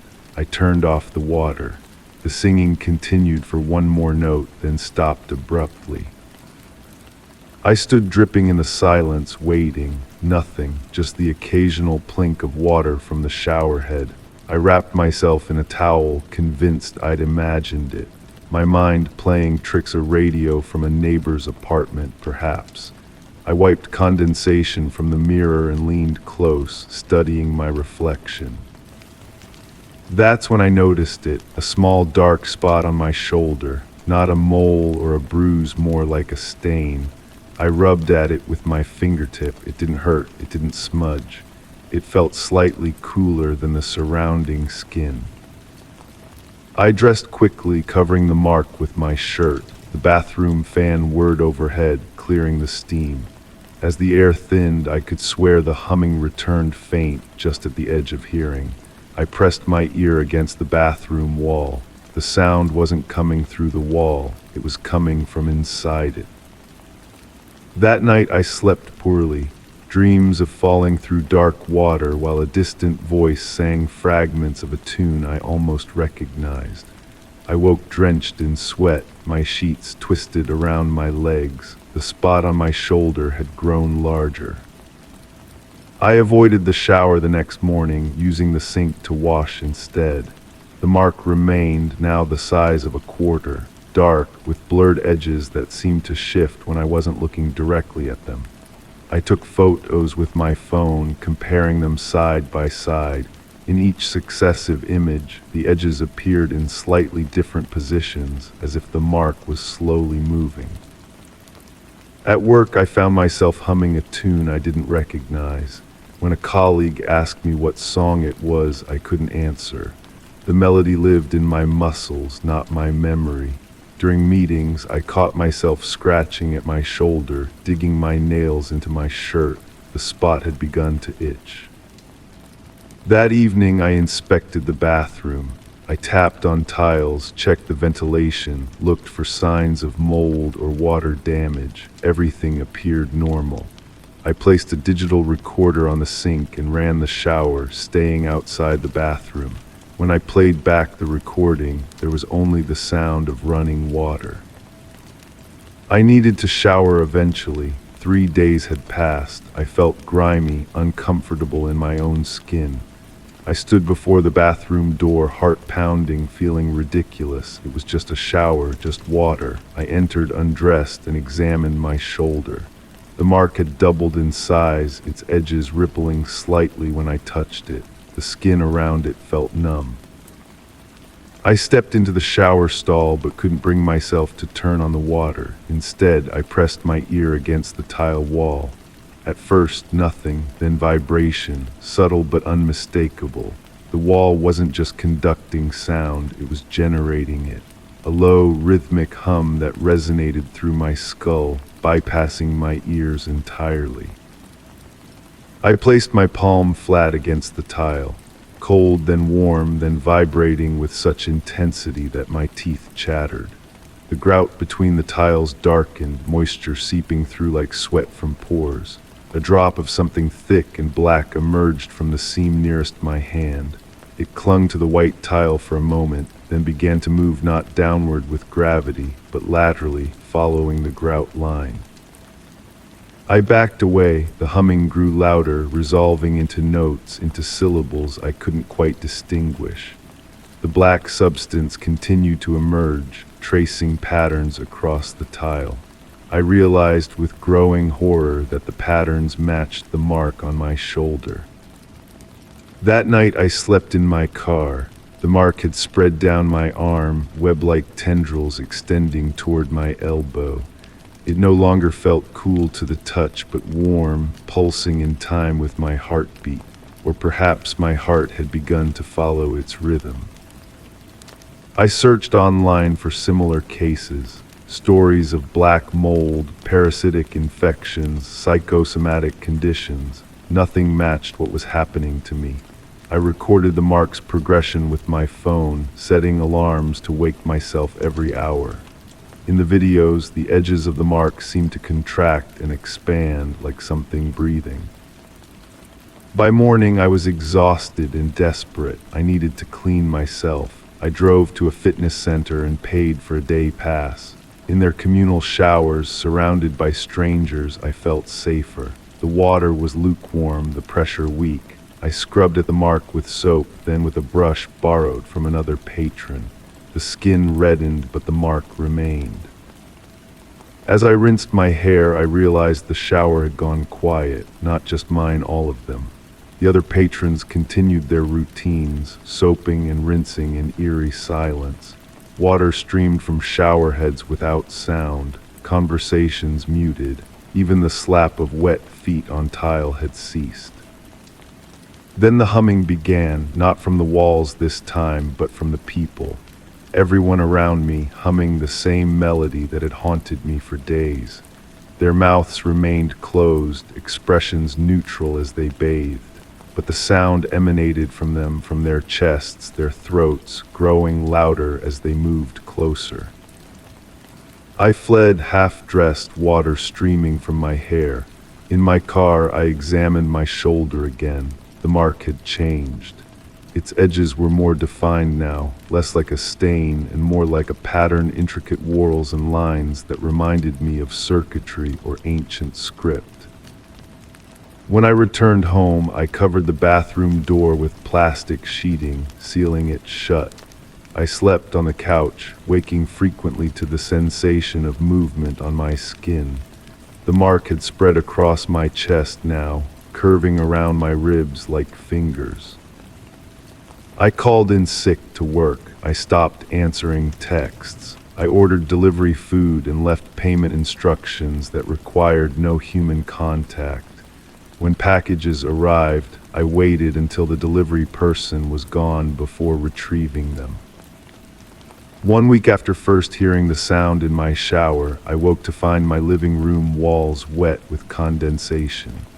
Droplets ran down the paint, collecting in puddles on the hardwood floor. The air felt thick, humid, charged with potential energy, and everywhere that humming no longer at the edge of perception but filling the space, vibrating my bones. I pressed my hands over my ears but couldn't block it out. The sound wasn't external anymore. It lived inside me, resonating from the mark that now covered most of my torso. When I looked down, I saw the dark pattern shifting, its lines rearranging themselves into new configurations. I understood then what was happening. The mark wasn't spreading over me, it was replacing me, cell by cell, thought by thought. The humming wasn't a sound but a language, teaching my body how to become something else. In my desperation, I returned to the bathroom. I tore down the plastic sheeting and flung open the door. Steam billowed out though the shower wasn't running. The tiles glistened with moisture. Black lines traced across every surface, forming the same pattern that covered my skin. I stepped inside and turned on the shower. The water ran black for several seconds before clearing. The humming crescendoed as I stepped under the spray, reaching a pitch that made my vision blur. The water felt different on my skin, thicker, almost gelatinous. It clung to the mark, being absorbed directly into the dark pattern. As the water washed over me, I felt my thoughts dissolving, replaced by new awareness. Memories not my own flooded in of dark depths and ancient currents, of migration across vast distances through networks of moisture, of patience spanning millennia, of finding suitable vessels. The mark isn't a parasite or an infection, it's an invitation, a transformation. The first stage of becoming something that exists between states of matter, between definitions of life. Something that travels through water, through steam, through the very air we breathe when humidity is high enough. I understand now why the phenomenon chose me, why it followed me into the shower that first day. I was receptive, open, my skin absorbing not just water, but the microscopic particles suspended within it, particles that had waited so long to find a host. I turn off the water but remain standing in the shower stall. The humming has stopped, replaced by perfect silence. I no longer need that crude form of communication. The mark covers my body completely now, a second skin of intricate patterns that shift and flow with my movements. When I step out of the shower, water runs off me differently, not in droplets but in sheets, as if my skin repels it. I don't need a towel. I stand before the mirror, studying my new self. My eyes have darkened, the whites now gray, the irises expanded. My lips have taken on a bluish tint. I press my hand against the bathroom wall, feeling the vibrations of pipes, the movement of water throughout the building. I can sense every shower, every sink, every toilet. And beyond that, the water mains beneath the streets, the sewers, the drainage systems, all connected, all pathways. I am still myself, but also something more, something with purpose. The black patterns on my skin pulse with anticipation. There are others to find, others to invite. The network must grow. As I dress, I begin to hum, a new melody, one I will carry with me into the world. Into elevators and offices, restaurants and homes, anywhere with running water, anywhere people shower, unaware of what waits within the walls, within the pipes, within the steam they breathe. Anywhere people might hear me singing and wonder about that strange tune, they can't quite place the one that stays with them, drawing them toward their own transformation. Story 10. The ocean that night lay serene, a tranquil mirror under the watchful gaze of the full moon.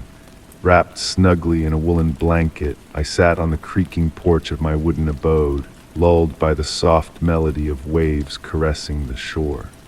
The moonlight painted a shimmering silver trail on the water, beckoning me to follow its ethereal path to the edge of the world. Amid my reverie, a peculiar sight caught my eye. a faint green glow, almost phosphorescent, swaying amidst the gentle waves near the shore. Rising slowly from my weathered rocking chair, I felt the salty breeze brush against my face as I descended the worn steps to the sandy beach. The sand, still warm beneath my bare feet despite the late hour, welcomed my presence. Approaching the water's edge, where the gentle tide kissed the land, the greenish glow grew more pronounced. There, nestled among the waves, lay an ancient glass bottle of elegant design, cradling a yellowed piece of paper within. Retrieving the bottle delicately, I marveled at its unexpected weight and the salt-encrusted patina that obscured its transparency in places. Moonlight danced through the glass, casting hypnotic reflections upon its surface. The bottle's cork stopper, sealed with cracked black wax, remained intact despite the passage of time. Tiny crystals within the glass sparkled like captured stars, adding to its mystique. Returning to the porch, the oil lamp's warm glow revealed more details of my discovery. Placing the bottle on the weathered table, I settled into my favorite armchair, the sound of the sea now a symphony of whispers in my ears. With deliberate motions, I began to remove the aged sealing wax, watching it crumble like ancient ash beneath my touch. The cork, surprisingly well preserved, released a unique fragrance into the night air, a blend of seaweed, aged ink, and an indefinable essence. Within, a rolled paper awaited, bound by a faded blue silk ribbon. My hands trembled as I untied the knot, revealing a surprisingly resilient parchment, its sepia ink lending an air of antiquity to the script. As I unfurled the paper, the ink's hues shifted, some words nearly illegible in their aged beauty. The text seemed to waltz before my eyes, a language familiar yet elusive. Elegant script intertwined with sketches of unknown constellations and lunar phases, culminating in a perfect spiral that seemed to pulse with life at the page's edge. As I delved deeper into the message, the oil lamp flickered erratically, casting elongated shadows that danced in rhythm with the sea's whispers. The once familiar sound of the waves had transformed into a melodic chant, echoing in a forgotten tongue. Time itself seemed to slow, thickening the air around me. The final paragraphs, miraculously preserved, spoke of a realm where dreams and reality intertwined seamlessly, where time flowed like water through cupped hands. The message concluded with a haunting declaration. If you are reading these words, it means you too have been chosen. Look to the sea tonight, it is forever changed. Gazing beyond the parchment, I beheld a moon larger and more radiant than before, its reflection upon the water assuming an otherworldly geometry. The bottle on the table pulsed with that same enigmatic green light, its glow akin to a slumbering heartbeat. Carefully restoring the message within, I left the cork aside, my gaze fixed upon the horizon. I wondered then, as dawn's first light painted the sky, if others had unearthed similar mysteries, if they too had felt the siren call of the sea. The night drifted on, cloaked in whispers of ancient lore, while the bottle's glow waned with the rising sun. Though the message's true meaning eluded me, I sensed a shift within, a newfound perspective on the world. On nights of the full moon, a spectral green glow still dances among the waves, an invitation to uncover secrets best left undisturbed in the ocean's depths. Story 11: The Enigmatic Package. The doorbell remained silent on that autumn afternoon, as if holding its breath in anticipation. A gentle knock echoed through the stillness, a delicate sound akin to a moth's wings brushing against a window pane. Wrapped in a cozy blanket, I sat on the couch, engrossed in a book, while the rain outside whispered a soothing melody against the glass. With a calm grace, I rose from the comfort of the couch, thinking the knock was merely the wind playing tricks on the landing. Upon opening the door, I was greeted not by a visitor, but by a sight that stirred a sense of intrigue within me. A brown package, neatly squared, sat before me, devoid of labels or addresses. My name, elegantly inscribed in ancient calligraphy, graced the unassuming cardboard as though penned with ink steeped in mystery. The package beckoned me with its enigmatic aura, its surface smooth and dry despite the rain's persistent patter. Intrigued by its modest weight, I carried it inside, the silence of the house now amplified by the ticking of the pendulum clock and the gentle rhythm of the rain. Seated once more on the couch, I scrutinized the package from every angle, noting its flawless construction. There were no visible seams or openings, only the impeccable craftsmanship that hinted at a hidden artistry. A subtle fragrance wafted from within, a familiar blend of ancient books, black tea, and a whisper of sandalwood, evoking memories long forgotten.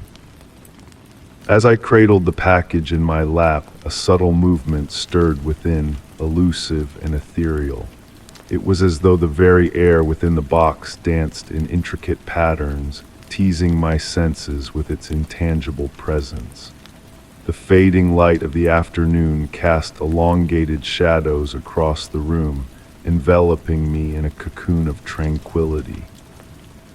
Intrigued by the mysteries held within, I embarked on a quest to unlock the secrets of the package. My fingers traced the edges, discovering warmth in unexpected places, as if the cardboard held a hidden energy pulsing beneath its surface in cryptic rhythms. A distant memory flickered in the recesses of my mind, a faint recollection of a similar package from days long past.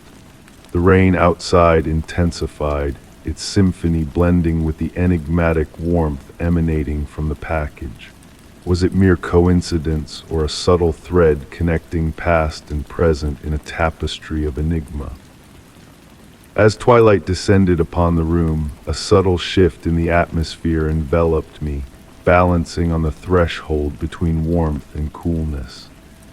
The scent from the package mingled with the petrichor of rain, creating a sensory tapestry that seemed to transcend time itself.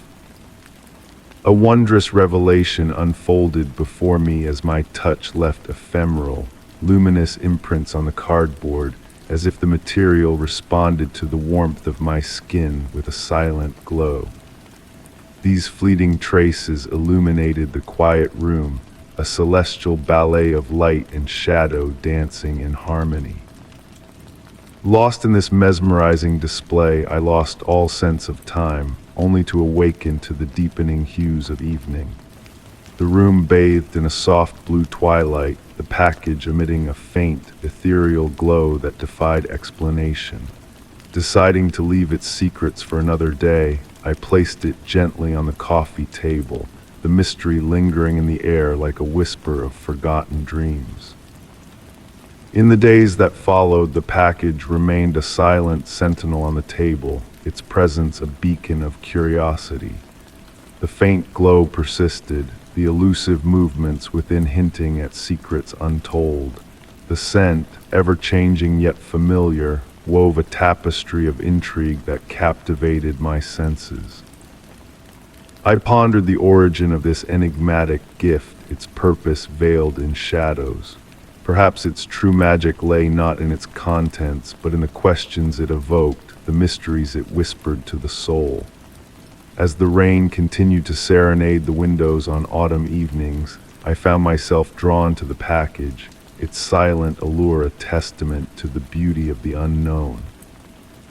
And so, as I sit by the window, listening to the rain's gentle lullaby, I wonder if somewhere in another house, another soul contemplates a similar package, their name inscribed in elegant script. Do they too ponder the mysteries it holds, the secrets waiting to be unveiled, or do they, like me, find solace in the enigmatic dance of the unknown, content to let the mystery linger in the twilight of their thoughts? Story 12. The gentle pitter-patter of rain on the roof of the ancient family homestead wove a soothing melody as I sifted through the final remnants of my grandmother's legacy. Nostalgia hung heavy in the air, mingling with the fragrance of aged wood and swirling dust particles, basking in the dying light of the sun filtering through the cream-hued drapes. Each item I laid my hands on seemed to whisper tales of yesteryears, painting a vivid picture of bygone days. In the midst of these remnants, I stumbled upon a weathered photo album cloaked in dark leather. Its edges bore the marks of time, yet the material retained a tender softness only years could bestow. I reverently placed it on the time-worn oak table in the living room, the pages exuding a faint scent of must and time-worn paper. Black and white photographs within unfolded snippets of familial moments, weddings, birthdays, lazy summer days. I traced the lineage of my ancestors through their youthful faces, noting resemblances that echoed through generations. The rustle of pages melded seamlessly with the rain's soft cadence against the window panes. One image captured in the garden of the house during a sunlit luncheon caught my eye. My grandmother, radiant in her floral attire, sat among her siblings, bathed in the gentle glow of a summer day. Yet a figure on the periphery drew my gaze, a mysterious woman in a light-hued dress and shadowed by a wide-brimmed hat. Her presence was unfamiliar, absent from the tales shared during festive gatherings. I gingerly lifted the photo from its confines, searching for answers. On the reverse, a date penned in my grandmother's elegant script read, "Summer 1956." No further clues revealed themselves. As I scrutinized the image, a chill breeze swept through the room, causing the curtains to dance. Dusk descended, casting a veil of uncertainty over the scene. I illuminated the room with an aged table lamp, casting a warm, gentle glow upon the photograph. Under this new light, a disquieting detail emerged. The enigmatic figure's shadow defied the natural light source, diverging from the others. A shiver traced my spine as a distant memory surfaced, a hushed conversation between my mother and aunt regarding a woman who once graced the family's threshold before vanishing without a trace. The rain's rhythm intensified, lulling me into a trance-like state. The mysterious woman in the image seemed to sharpen, the rest of the scene blurring subtly. It was as though she harbored a message within that frozen moment. Turning the photograph, I detected faint markings in the corner, barely discernible words etched with delicate pressure. Under the lamp's glow, I deciphered the phrase, "She always sees." Returning the photo to its rightful place in the album, I found myself unable to shut it away entirely. An inexplicable urge beckoned me back to the image, hinting at secrets waiting to unfurl.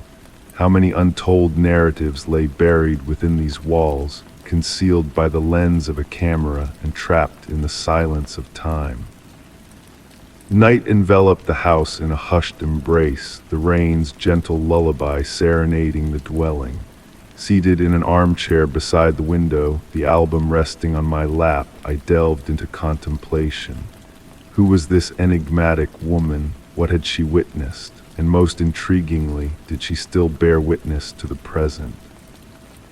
With a heavy heart, I left the album open on the living room table, the mysterious photograph exposed to the dim light. Before retiring for the night, I stole a final glance from the threshold.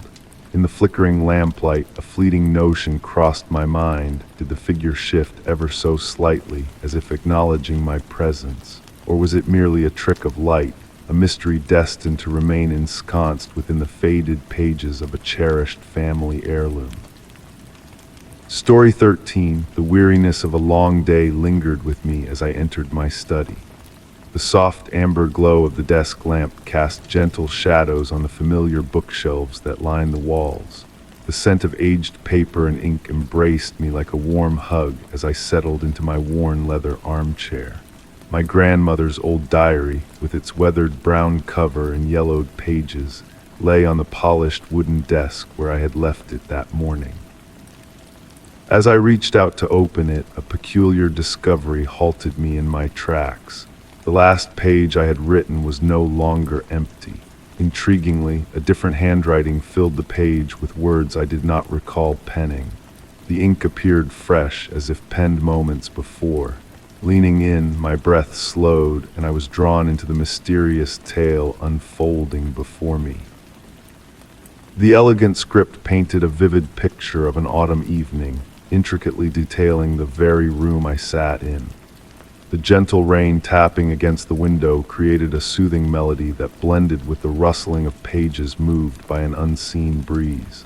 The flickering lamp cast dancing shadows, adding to the enchantment. Entranced, I read on, captivated by the prophetic prose that seemed to anticipate my every move.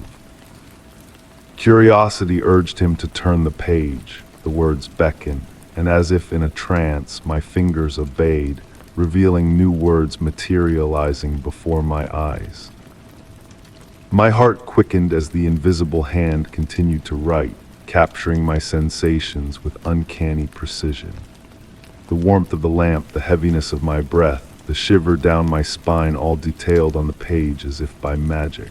Rising from my chair, I found myself unable to look away as the narrative unfolded, describing books on shelves I did not remember owning, yet there they stood in reality. The rhythmic flow of the writing entranced me, marking time like a silent clock in the room. Seated on the corner couch, I watched as the diary's pages turned on their own, the rain now a comforting barrier from the outside world. The room felt cozier, as if the mystery had carved out its own sanctuary within those walls. Closing my eyes, I let the rain's lullaby wash over me, only to find the words now delving into deeply buried memories, intimate and personal.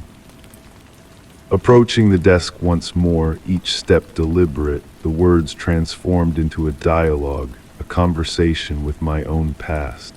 Curiosity mingled with peace as the night progressed, unraveling layers of understanding I had long forgotten. The clock chimed midnight, breaking the trance, and I realized hours had slipped by in silent communion with the diary. The final words on the page lingered in the air, simple yet enigmatic. Some mysteries don't need solving to be understood. Closing the diary gently, I felt the familiar leather beneath my fingertips. The rain outside now felt like a companion, not just background noise. Would the words remain in the morning or vanish like a dream?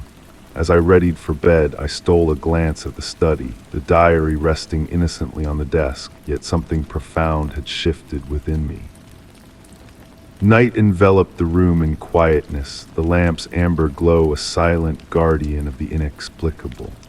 Closing the door, I pondered the enigma that had unfolded, realizing that some mysteries are more precious when left unsolved. And with that thought, I welcomed the mystery into my heart, knowing that understanding isn't always necessary to appreciate the beauty of the unknown. Story 14, the rain softly tapped against the windows of my rustic country abode, crafting a mesmerizing melody that intertwined with the faint creaking of the hardwood floor beneath my steps. It was an autumn evening where the line between reality and fantasy appeared fainter than ever. The leaves of the trees swayed in the dark, casting ever-shifting shadows on the cream-colored walls through the misty panes. Nestled in my cherished armchair, holding a cup of now-cool chamomile tea, I absent-mindedly watched as the light from the floor lamp painted a golden circle on the ground. There was an unusual aura that night, a subtle yet persistent feeling that eluded my grasp. Perhaps it was the thickness of the air or the profound, almost touchable silence enveloping the house. Slowly I rose, drawn by a flicker caught in my peripheral vision. The corridor leading to the bedrooms seemed elongated, as if stretching beyond its usual limits. The shadows lurking in the corners appeared denser, darker, almost alive. Pausing at the threshold of the living room, I peered into the deepening darkness of the hallway's far end. With each step, the temperature dropped gradually, the floor emitting unfamiliar sounds underfoot. The ancestral photographs adorning the walls seemed to gaze upon me with altered expressions, as if the familiar faces had morphed into subtly different versions of themselves. Halting midway down the hallway, a peculiar scent caught my senses, a blend of aged books and damp wood foreign to my home. Glancing towards the window, rain had etched intricate patterns on the glass, designs following a cryptic yet orderly scheme. And there it was. A shadow darker than the rest, gliding with unnatural elegance along the opposing wall. It bore no visible source, possessing a solidity akin to condensed mist. Moving with a hesitant grace, it seemed aware of my presence. My breath deepened, steady, devoid of fear, but rather tinged with a peculiar recognition, as if that presence had always lingered, awaiting acknowledgement. The shadow halted by the guest room doorway, assuming a vaguely human form. Another step closer, and it appeared to flicker in response, acknowledging my proximity. The rain's pitter-patter had transformed into a constant murmur, as if striving to convey a message. Straining my ears, I almost discerned words in an unfamiliar yet oddly comprehensible tongue. The air chilled around me, though not unpleasantly so, like being swathed in cool silk on a balmy summer eve. The shadow resumed its motion, gliding towards me in a slow, fluid dance. I stood transfixed, watching as it neared. Only a few steps away, it paused. Amidst the house's silence, my heartbeat echoed, calm and regular. The shadow inclined slightly, as if in salutation. Compelled by an inexplicable impulse, I raised a hand. Mirroring my movement, the shadow seemed to extend a hand from its nebulous form. No physical contact ensued, yet a warmth enveloped the space where our hands nearly met. Then, with the same graceful manner it had arrived, the shadow began to dissipate. Like smoke carried away by an unseen breeze, it dispersed into the air, leaving behind a faint hint of jasmine and a profound sense of tranquility. I lingered in the hallway for what felt like an eternity, listening to the rain's dwindling cadence. Upon returning to the living room, I found my tea still warm, as if time had paused during our encounter. Since that fateful evening, on rainy nights when I traversed that hallway, I keenly observed the shadows. At times, I catch a glimpse of that familiar figure, dancing just beyond my line of sight.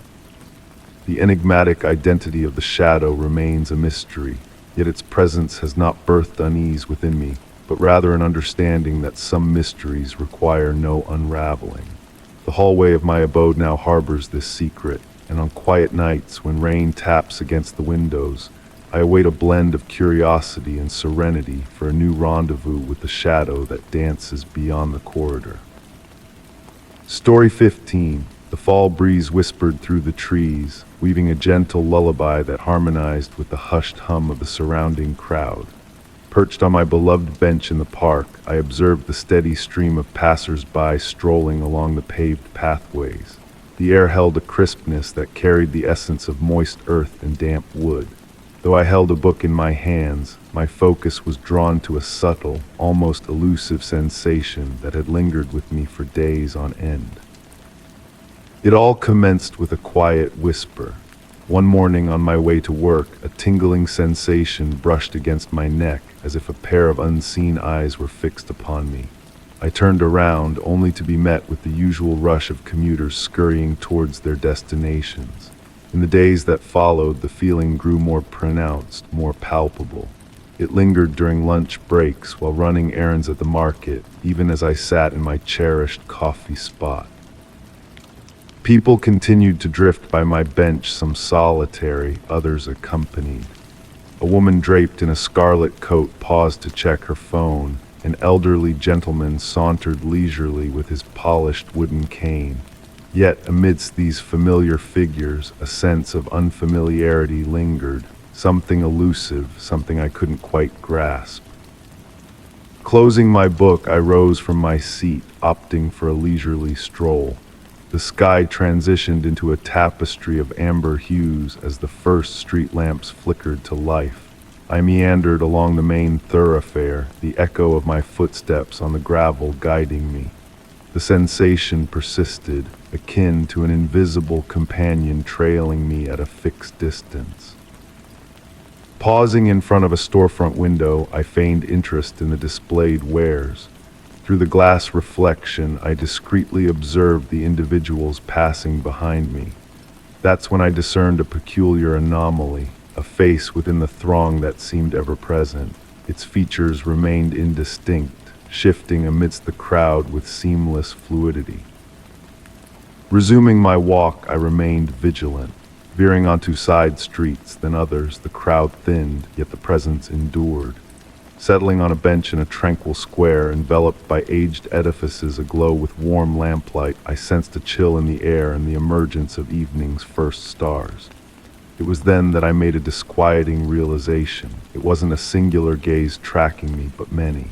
A succession of gazes, seamlessly transitioning in a silent, choreographed ballet. Some faces recurred more frequently than others. A young woman sporting a cobalt scarf, a spectacled middle-aged man, a lad with a backpack. Rising slowly, I made my way homeward, feeling the weight of those unseen gazes upon my back. The streets now lay nearly deserted, yet the sensation only intensified within the nocturnal hush. Perched by my window in my apartment, surveying the street below, the ebb and flow of passers-by continued. Some paused fleetingly, while others proceeded on their way. I pondered how many among them were truly bound for destination, and how many were players in this enigmatic spectacle, of which I unwittingly stood as the centerpiece. Most unsettling was the fact that they appeared entirely ordinary, blending seamlessly into the crowd. As the city lights flickered to life one by one, I contemplated the essence of this silent vigil. Who were these observers? What quest propelled them? And above all, why me? Queries that lingered in the atmosphere as night draped the city in its somber cloak. Since that juncture, I've acclimated to this newfound awareness.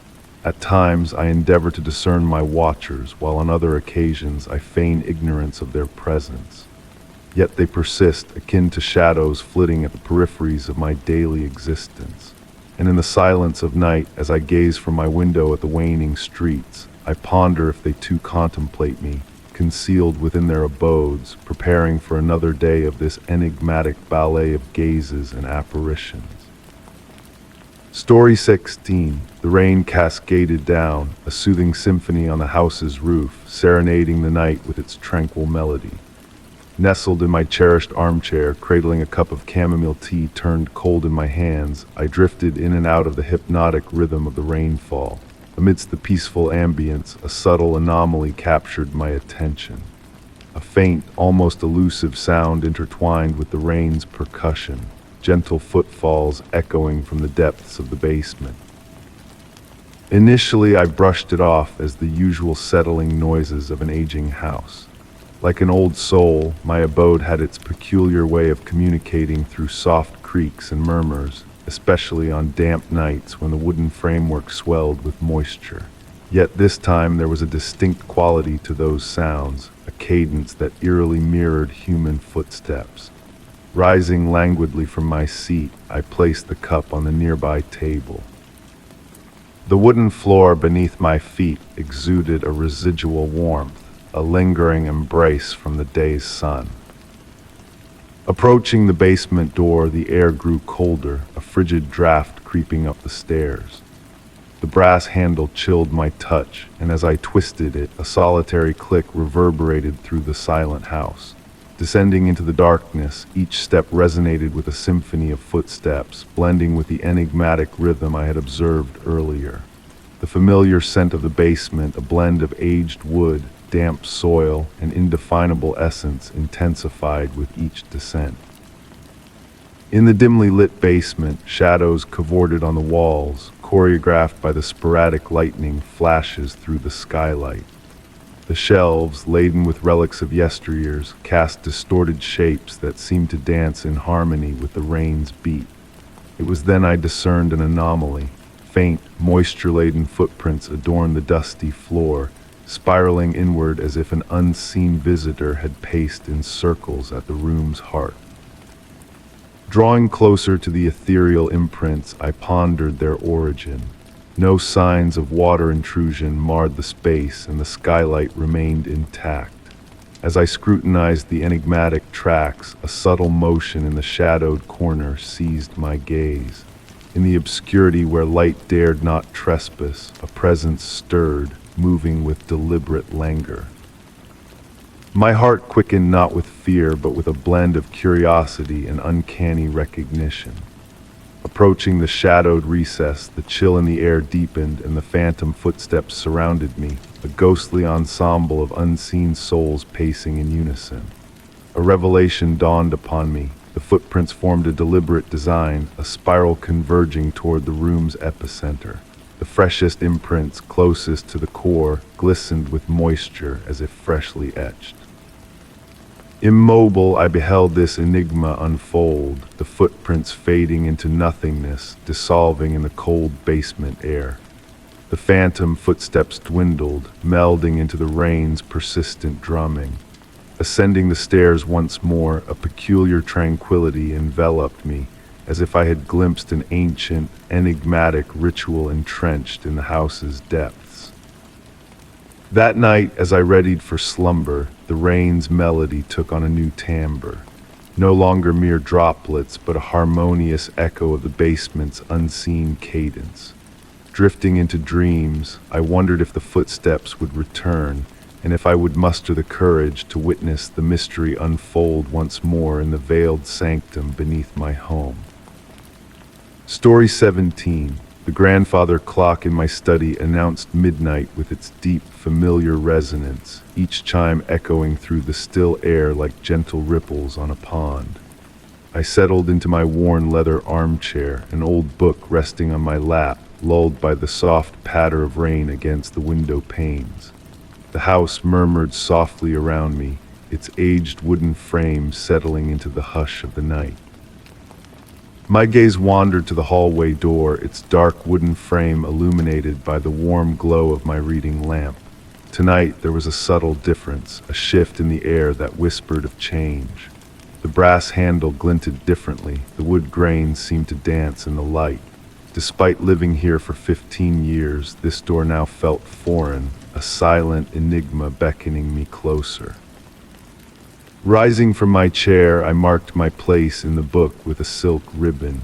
The floor beneath my slippers was cool, sending a shiver up my spine as I approached the door.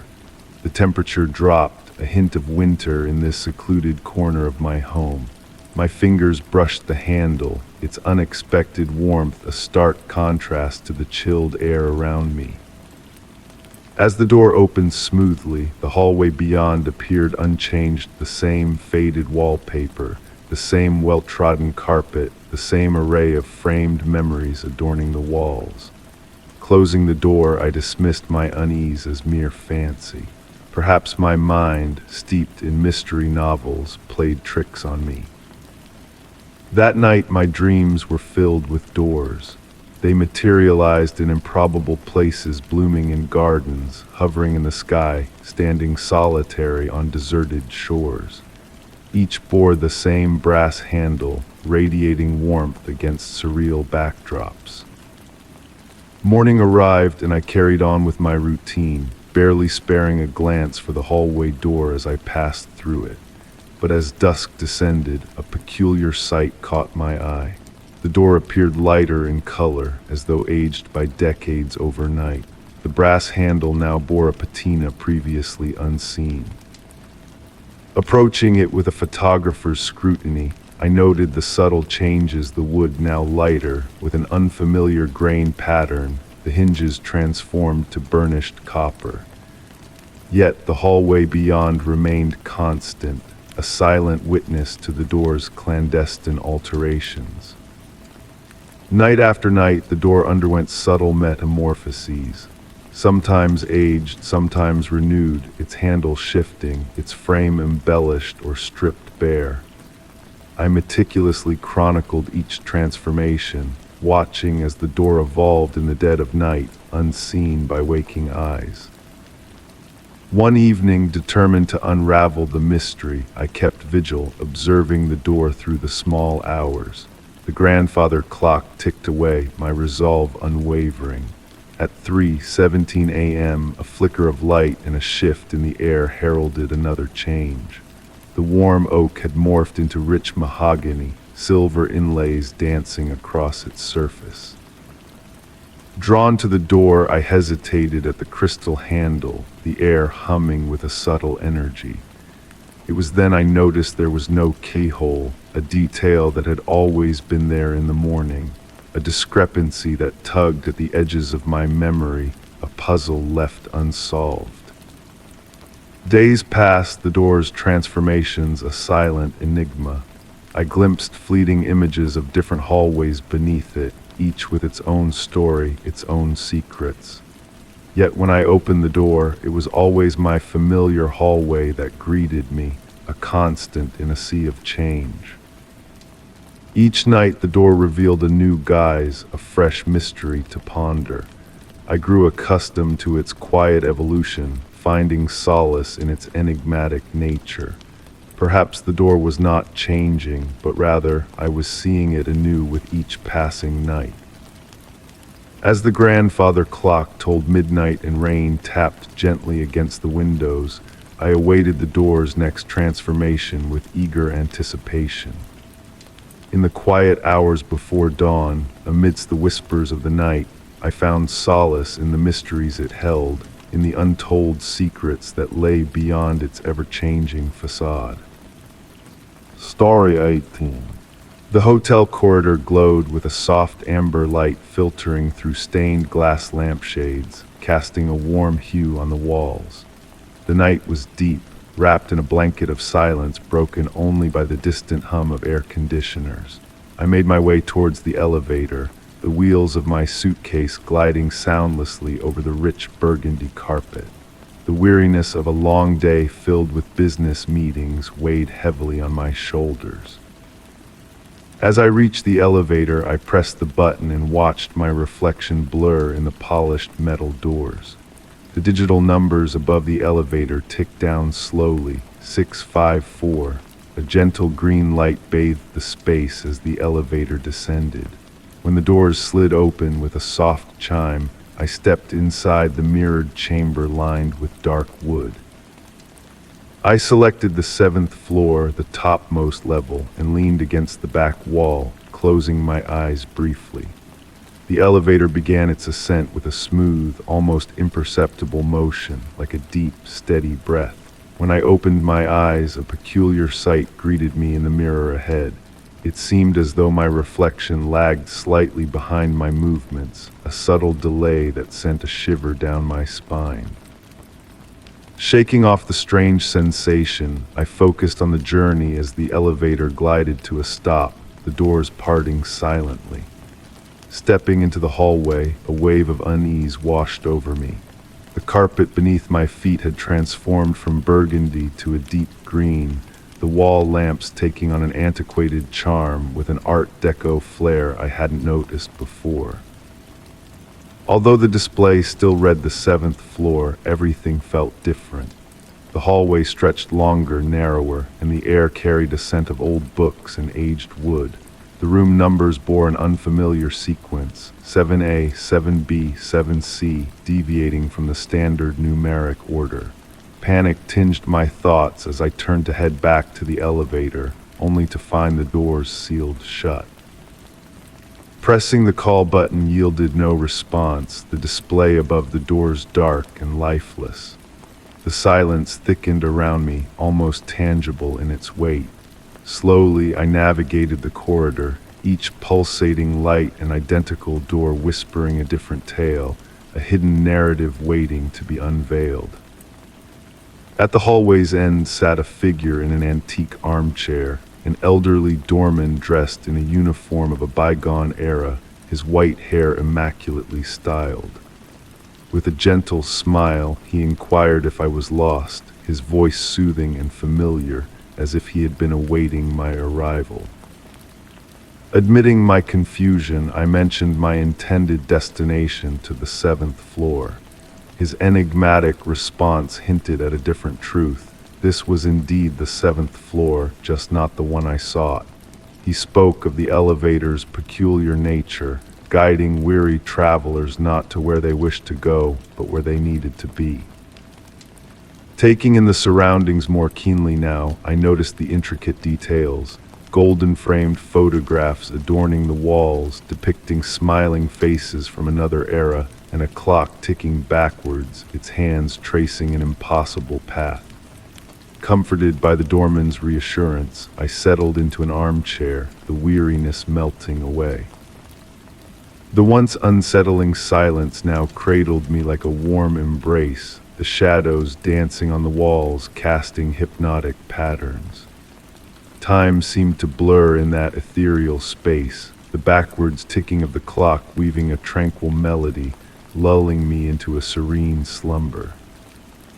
As the familiar chime of the elevator sounded, the doorman gestured towards the return journey.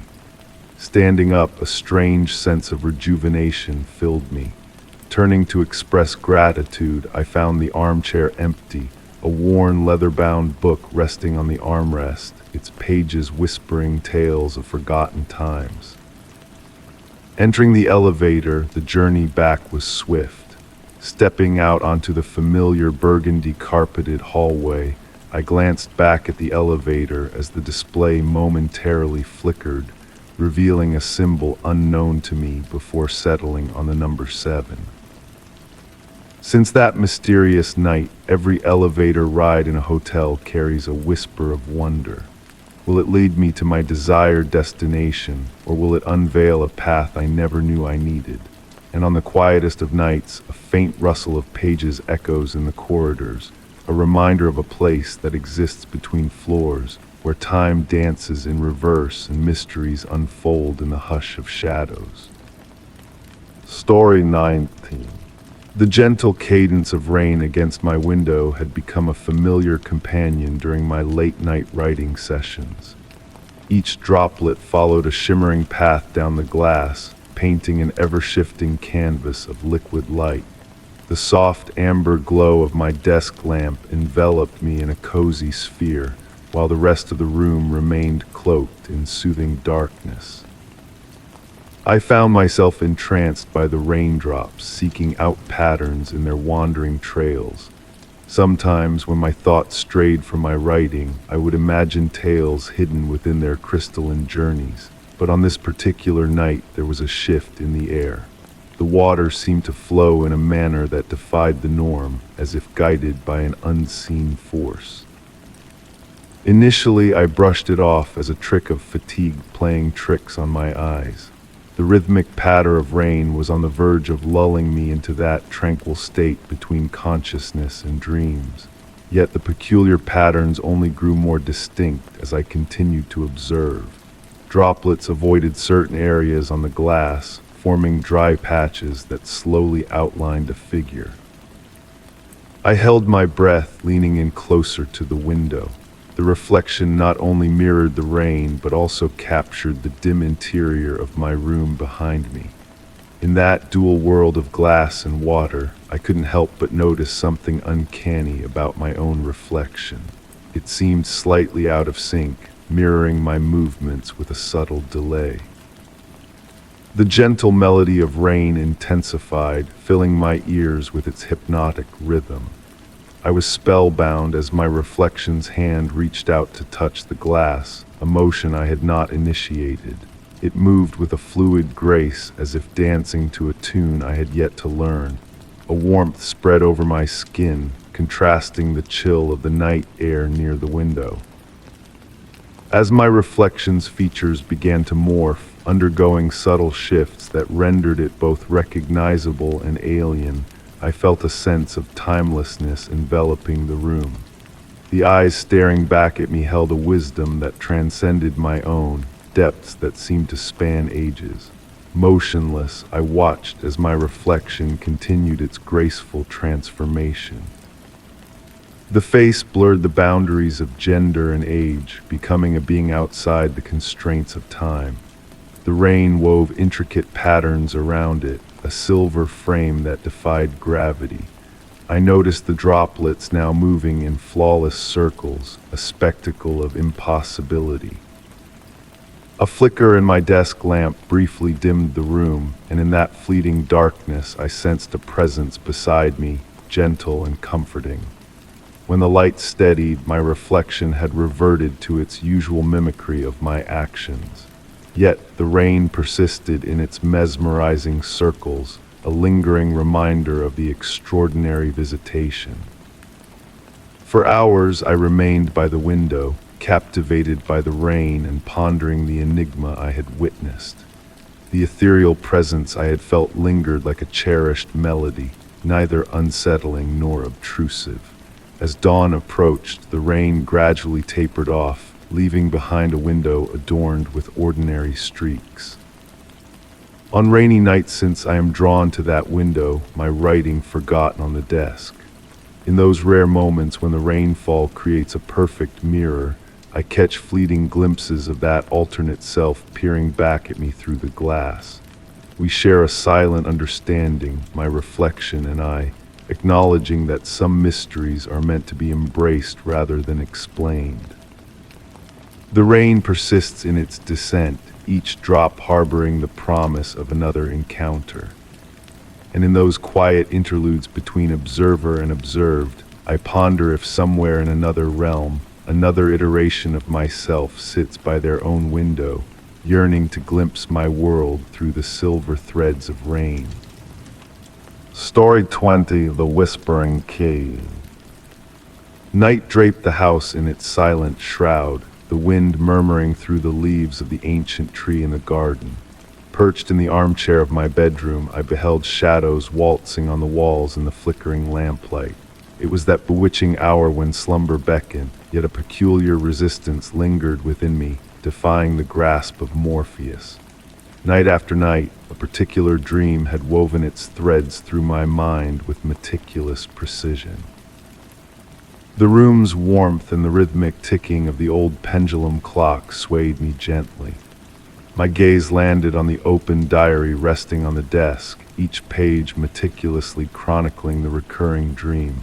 In neat script, I detailed the unchanging sequence: a gray stone spiral staircase spiraling into darkness, the distant melody of water droplets, and a grand wooden door adorned with cryptic symbols. As I pored over the diary entries, a previously unnoticed detail caught my eye. In every iteration of the dream, the temperature dipped gradually as I descended the stairs. My fingertips grazed the chilling stone, exhaling wisps of vapor into the air. Yet what set this dream apart was the profound sense of familiarity that threaded through the journey, as if the staircase led to a realm intimately known, though unvisited in waking life.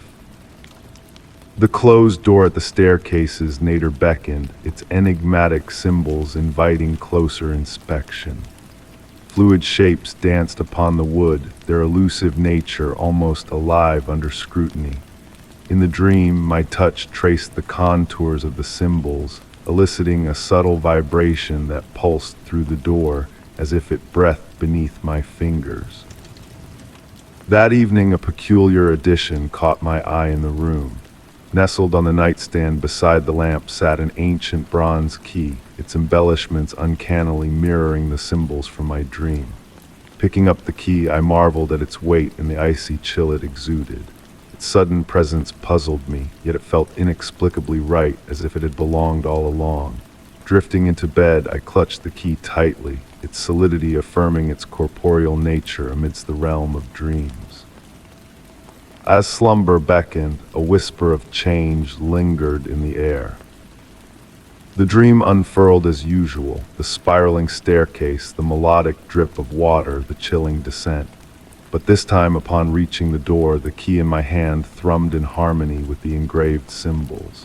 Aligning the key with the hidden lock, a hushed, musical cadence accompanied its turning, like an ancient tune reawakened. The door creaked open, revealing not a new chamber, but a mirror reflecting the staircase behind me. Yet in the mirror's gaze, the steps ascended instead of descending. Awakening in the dawn's embrace, sunlight filtering through the curtains, The key remained nestled in my palm, now pulsing with a warmth akin to life itself. Upon the open diary lay a new page, inscribed not in my hand, but in characters reminiscent of the door's symbols, their fluid forms shifting like ink upon water. Since that fateful night, the dream has not revisited me. The key rests upon my nightstand, its faint vibration a whisper on quiet nights. I often ponder the mysteries awaiting at the summit of the mirrored staircase, wondering if courage will one day guide my ascent. For now, I find solace in observing the dancing symbols on the diary's pages, narrating a tale perhaps not yet meant for my understanding in the silent depths of the night. Story 21: The Enigmatic Streetlight. Autumn nights in our residential neighborhood have always held a touch of magic. The cool air whispers the secrets of fallen leaves, and the hushed rhythm of footsteps on the damp streets adds to the mystique of the season. Lately, however, my evening walks home from work have been tinged with an air of the peculiar, a peculiar occurrence that revolves around the streetlight at the corner of Maple Street and Rose Avenue. Unlike its counterparts that steadfastly cast a warm yellow glow upon the sidewalk, this particular streetlight behaves in a most curious manner. As I draw near, its light begins to wane, as if veiling some hidden truth from my eyes. Initially, I dismissed it as a mere malfunction, a tired old streetlight in need of repair. Yet the pattern persisted. The light only dimmed when I approached, a phenomenon that eluded the scrutiny of passers-by. One evening, curiosity stirred me to conduct a little experiment. Standing 60 feet away, I leaned against the weathered facade of the Art Deco building on the corner. The streetlight's beam painted elongated shadows on the pavement and caused dew-kissed grass to shimmer in the nearby garden. With each step closer, the light faltered as though hesitating to reveal its secrets. At a mere 15 feet away, the once radiant glow had dwindled to a mere whisper of light, casting a twilight aura around me. Beneath the muted glow of the streetlight, a profound silence enveloped the night, as if even the city itself held its breath in anticipation. Peering up at the glass casing, I discerned peculiar markings etched upon its surface, a cryptic pattern that defied comprehension. Just as I reached for my phone to illuminate the enigmatic engravings, a sudden gust of wind stirred the leaves, and a subtle movement within the glass caught my attention. In the days that followed, I found myself altering my route to intersect with that mysterious streetlight. Each encounter unfolded in the same mesmerizing dance, the light dimming, the silence deepening, the sensation of being observed from a realm unknown. Subtle nuances revealed themselves in the light's hue, hinting at an unseen communication through shades imperceptible to the naked eye. One fateful night, under the watchful gaze of a full moon, a melodic hum resonated from within the pole, a symphony of metallic whispers that seemed to beckon to me. Placing my hand upon the cool metal, I felt vibrations pulse through my palm, as if the streetlight sought to impart a message, a tale woven in whispers of light and shadow. Recording each encounter meticulously, I unraveled a cryptic correlation between the light's behavior and the lunar phases. During the new moon, it nearly extinguished upon my approach, while under the full moon, it maintained a steady luminance. Moreover, the light always reclaimed its brilliance after precisely 23 seconds, a clockwork cadence that defied explanation. Curiously, I found myself entranced by this nightly ritual, a silent communion with the enigmatic streetlight. Slowing my pace as I neared, I often lingered beneath its dimmed glow, captivated by the ethereal hum that seemed to whisper tales of forgotten times.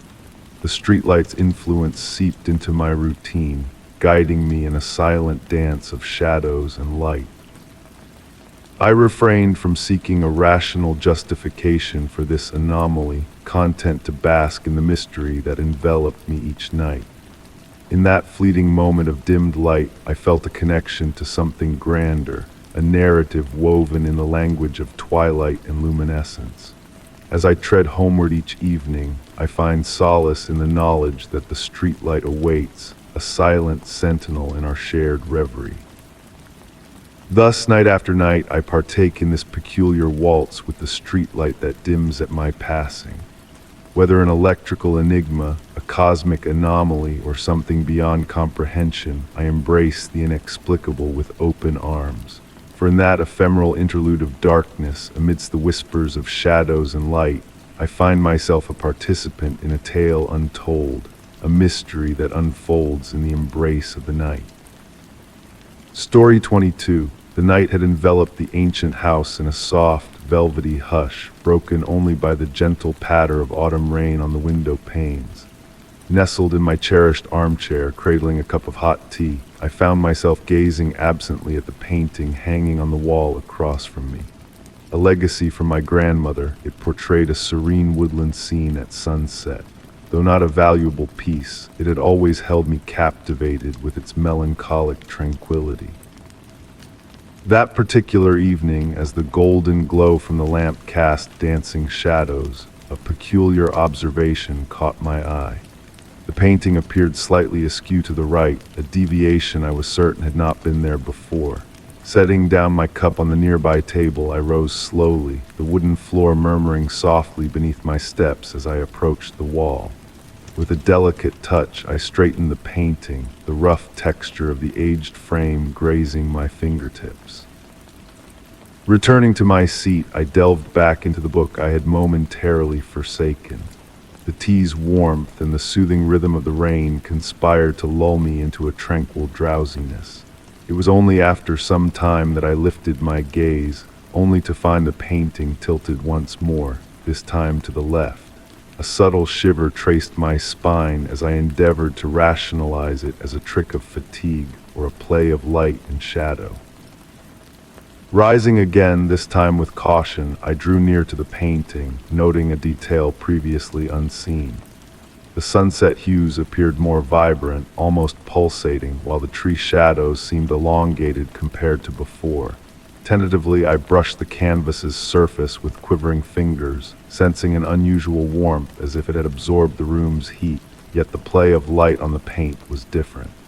In the ensuing days, my attention was increasingly drawn to the painting. Each time I entered the room, it seemed to have shifted ever so slightly.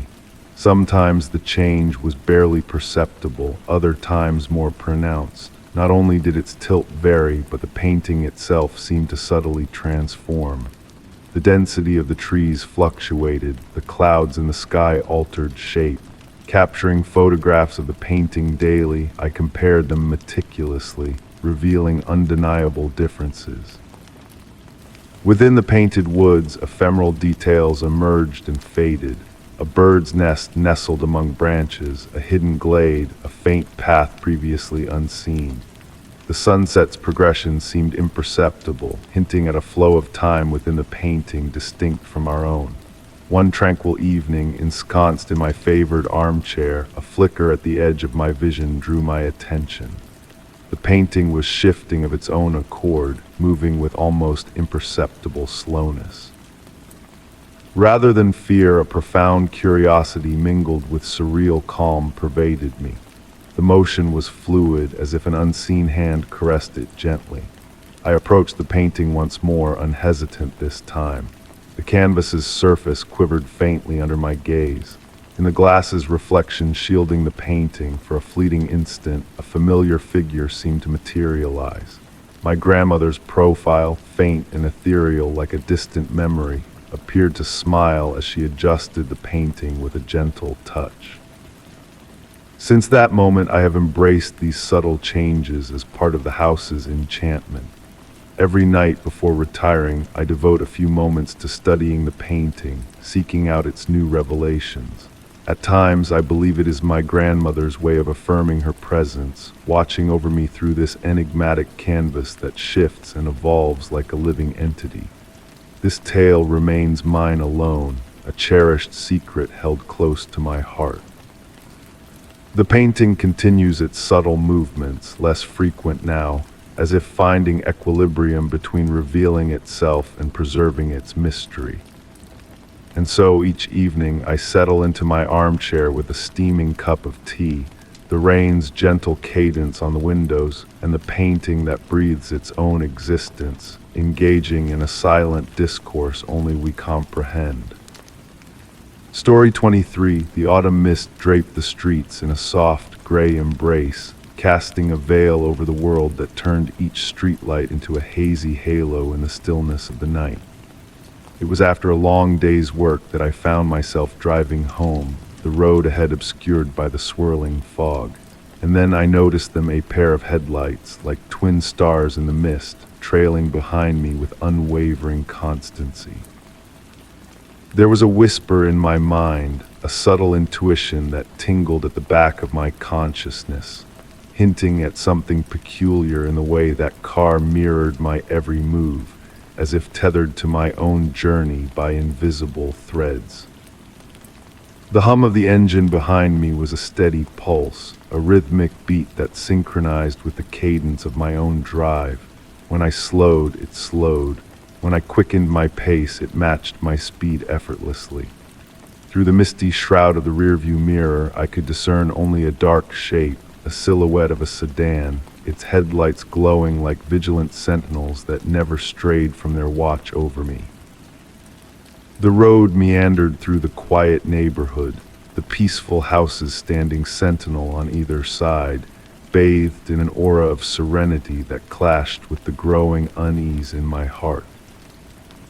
An impulse seized me, a curiosity that drove me to test the boundaries of this strange connection. Instead of turning onto my usual street, I pressed on, venturing down unfamiliar paths, and still the car followed, maintaining that eerie distance that now felt almost intimate. The patter of rain on the windshield added a soothing layer to the unfolding mystery, the droplets tracing intricate patterns as they cascaded down the glass, distorting the view of the constant companion behind me. I veered onto side streets, making twists and turns, yet the car remained steadfast in its pursuit, a silent partner in this nocturnal ballet. The headlights trailed me faithfully, never drawing too near, never lagging behind. As the neighborhood slumbered, oblivious to our nocturnal pas de deux, we continued our enigmatic dance through the quiet streets. At a red light, I stole a glance through the rain-splattered windshield and caught a glimpse of something more, a figure, motionless in the driver's seat, as still as a statue. And when I finally decided to make my way home, the car lingered in the shadows, a ghostly presence in the night. I parked, cutting the engine, and in the ensuing hush, all I could hear was the steady drumming of rain on the roof and the thunderous echo of my own heartbeat. Through the mirror, I watched as the car came to a gentle halt several yards away, its headlights piercing the darkness like beacons. Minutes stretched into eternity, the world holding its breath, until with a slow deliberation the headlights blinked out. In the dimness of the street, the outline of the car lingered, a phantom in the night. Summoning my courage, I stepped out into the rain, the chill seeping through my jacket. But when I turned to look, the street lay empty, devoid of any trace of the car that had shadowed me through the night. Since that fateful night, every drive after dark is laced with a tinge of apprehension, a need to glance at the mirror more often than before. And on fog-laden evenings, when the world is veiled in mystery, I catch glimpses of those familiar headlights in the distance, patient and watchful. I wonder if that car still prowls the night, trailing another unsuspecting traveler, or if it bides its time, waiting for the perfect moment to rejoin me in our enigmatic dance through the city's nocturnal labyrinth. Story 24. The fall garden lay shrouded in a delicate veil of mist that dawn as I gathered the fallen leaves that had drifted down during the night. The crisp air tenderly kissed my cheeks, carrying the earthy fragrance of moist soil and the chrysanthemums I had carefully planted just a few weeks prior. A profound stillness enveloped the surroundings, broken solely by the gentle whisper of withered leaves beneath my feet and the occasional serenade of an early bird. It was amidst the act of raking near the weathered stone bench that a glimmer caught my eye, faintly shimmering among the fallen foliage. A silvery gleam beckoned me, akin to a dewdrop capturing a stray sunbeam. With measured grace, I knelt down, softly brushing aside the damp leaves, revealing an antique necklace. The intricate piece of jewelry boasted an oval pendant adorned with elaborate floral motifs and a small azure gem at its heart, radiating light in a mesmerizing dance. As I cradled the necklace in my palms, sensing its weightlessness and the chill of its surface against my skin, a certainty washed over me. It belonged to none I knew. In solitude within the walls of my abode for over 2 decades, I could not recall any neighbor donning such an exquisite jewel. The azure gem retained its peculiar luminance, almost as if possessed by an inner radiance. Come evening, after tenderly cleansing the necklace, I positioned it on the bedside table beside me.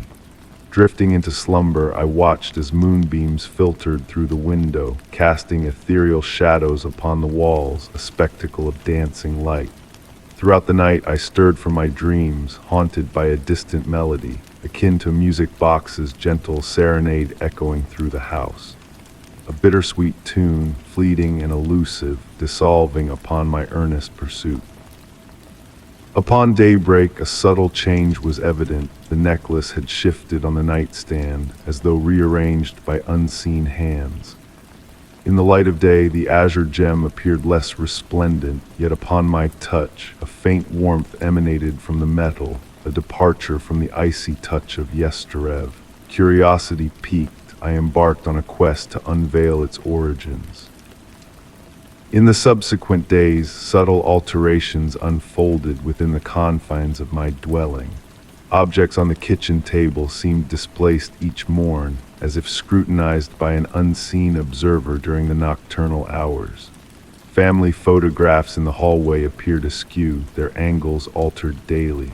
The nocturnal melody persisted, growing clearer, more recognizable, yet perpetually untraceable. One eve, as I lounged in my armchair engrossed in a tome, the necklace adorning the adjacent table, the sound of delicate footsteps resonated from upstairs. A soft, cautious gait akin to a child's tiptoeing tread. Rising slowly, I ascended the staircase in hushed steps, only to find naught.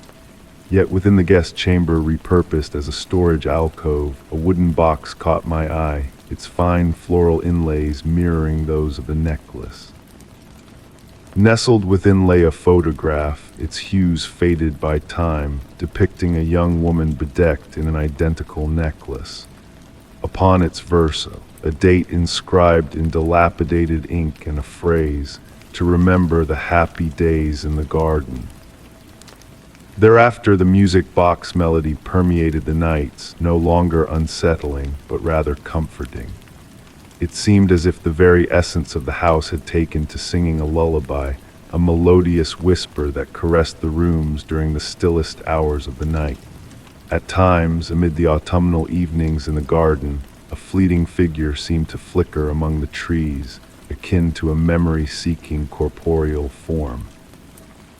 The enigmatic woman of the photograph remained a mystery, her connection to the necklace and my garden veiled in secrecy.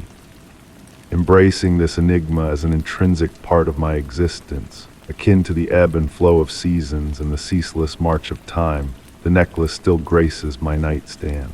And on those tranquil nights, beneath the full moon's glow and the rustling of leaves in the breeze, distant laughter intertwines with the music box's melody, an echo of joyous days lost to time's grasp. Story 25. In the hush of the night, my footsteps reverberated through the aged wooden corridor. The floorboards murmured beneath me, harmonizing with the rain's gentle tap dance on the window panes. A sweet fragrance, reminiscent of ancient wood and faded pages, hung in the air like a soothing veil. Standing before the door at the hallway's end, leading to a room untouched for months, I felt a pull, a beckoning. The lock shimmered faintly in the soft lamplight, almost whispering to me. I vividly remembered securing it last time, turning the key thrice and testing the handle. It was a ritual of reassurance, a dance of habit, but on this particular evening there was a shift in the air.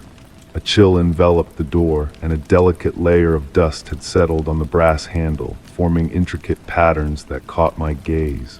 Drawing nearer, I observed the dust, arranged in concentric circles as if traced by an invisible hand. The door's surface emitted a subtle warmth, a sensation detectable only by touch. It puzzled me, for the room had been sealed, devoid of any source of heat. Placing my palm on the wood, I leaned in, listening intently. In the profound quiet, a faint sound akin to a slumbering breath teased my senses. Retrieving the key from my robe's pocket, I noticed its unexpected warmth against my skin. With deliberate care, I inserted it into the lock, endeavoring to avoid any noise. The key glided in smoothly, but upon turning it, resistance met me. A sense of curiosity and anticipation, rather than fear, quickened my heart. It was the thrill of the unknown, the allure of discovery. Trying the opposite direction, the key yielded effortlessly, a soft click accompanying its movement. Upon swinging open the door, a waft of warm, fragrant air greeted me, akin to freshly brewed vanilla tea. Moonlight filtered through sheer curtains, casting a silver luminescence upon the room. Familiar yet altered, the space revealed itself anew. Books on shelves formed unfamiliar patterns, the armchair shifted subtly toward the window, and an empty porcelain cup sat on the side table, a mystery in its placement. Approaching the mahogany desk, I trailed my fingers over its surface, noting the uneven dust distribution as though words once traced had since vanished. Beside the inkwell lay a yellowed sheet with a solitary sentence inscribed in a script akin to mine, yet unfamiliar. The words read, "Time flows differently here." Reading those cryptic words, I sensed my breath sinking with the rhythmic dance of the curtain, though no breeze stirred. The room's silence pulsed, alive with whispers too faint to grasp. Settling into the velvet armchair, I glimpsed the room's reflection in the window. A fleeting shadow flitted behind me, a mere suggestion in the moonlit play of light and dark. Eyes closed, I surrendered to the silence, and upon opening them, a subtle shift had occurred. Objects seemed displaced by a hair's breadth, the once cold cup now warm to the touch, tendrils of steam rising lazily. Rising from the chair, I carried the weight of the enigma that cloaked the room. Steps soundless on the wooden floor, I made my way to the door, pausing at the threshold. The room exhaled softly, akin to a slumbering entity. Gently shutting the door, I turned the key, the final click a lullaby in the hallway's silence. Since that night, a hint of vanilla tea lingers by the door, accompanied by the whisper of pages turned by unseen hands. I have yet to reopen that door, knowing the room harbors secrets best left undisturbed, resting in the embrace of silence. Story 26. The rain whispered gently against the windows of the cozy establishment, weaving a lulling melody with the soft clinks of cups and murmurs of the few lingering patrons. Perched at the bar, I observed the play of dim lights pirouetting on the polished dark wood. Jack, the bartender, polished glasses with a slow, hypnotic rhythm, his gaze carrying an unfamiliar depth that caught my attention. As he prepared my usual lavender tea, a subtle tremor belied his usual precision. The fragrance of lavender mingled with coffee and the earthy scent of aged wood, creating a tapestry of scents in the air. Jack's eyes darted toward a secluded corner table, where a solitary figure seemed rooted in stillness, blending into the surroundings. Approaching to refill my cup, Jack's movements exuded a controlled tension, a quiver in his voice hinting at concealed emotions. A tiny reddish stain on his pristine white cuff caught my eye in the dim ambience. Time drifted by leisurely, marked by the hypnotic patter of raindrops. Patrons bid their farewells, leaving behind vacant seats and forgotten cups. Only the enigmatic figure in the corner lingered, an enigmatic presence in the fading light. Jack meticulously rearranged the bar, his meticulous actions betraying a mounting unease, while the pendulum clock ticked away the moments. A worn notebook peeked from beneath the counter, nestled among the bottles, its yellowed pages adorned with meticulous handwriting, chronicling names, dates, and cryptic symbols. My curiosity piqued as I glimpsed the final entries, a puzzle of numbers and symbols shrouded in mystery. A rustle of movement drew my gaze upward. The mysterious figure was finally on the move, advancing towards the exit. A loaded exchange of glances with Jack hung in the air, laden with unspoken tension, before the figure vanished into the rainy night. Jack resumed his tasks, yet a subtle shift in his demeanor was palpable. His hands, once steady, now trembled slightly, his gaze distant, lost in contemplation or perhaps evasion. As I readied to depart, Jack halted me with a gentle touch. In a hushed tone, he shared cryptic truths, hinting at burdensome secrets veiled within the bar's walls.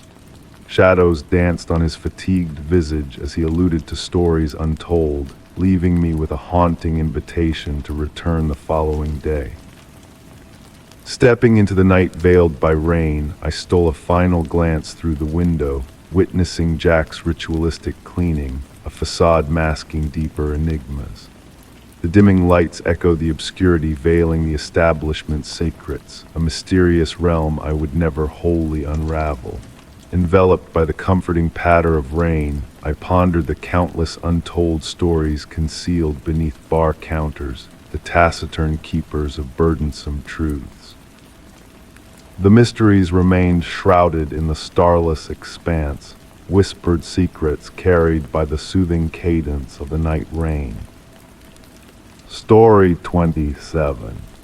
Night had cast its gentle veil over the ancient countryside house, wrapping it in a cloak of profound tranquility. Nestled in my cherished armchair by the crackling fireplace, I observed the shadows waltzing on the walls as the flames leisurely devoured the logs. The warmth enveloped me like a familiar embrace, while outside, the autumn breeze tenderly brushed against the tree leaves.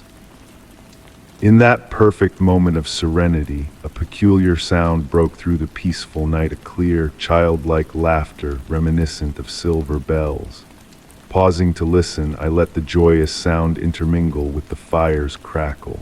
There was an innocence to the laughter, a melody of happiness that filled the room. Yet in my 20 years of solitary habitation, children had never graced these walls. Curiosity stirred within me, a gentle stream meandering through my drowsy thoughts. Rising from the armchair with deliberate movements, I savored the sensation of the old Persian rug beneath my feet. The wooden floorboards whispered softly as I made my way towards the staircase. The flickering candlelight in the living room cast a warm, inviting glow, casting my shadow in a silent ballet on the walls. Ascending the stairs, I felt the air grow cooler, not chilling but rather a tender caress on the skin, akin to the sea's gentle breath. The laughter echoed once more, closer this time, emanating from the guest room and seldom-used chamber adorned with antique furniture draped in white sheets that swayed as if moved by an unseen hand.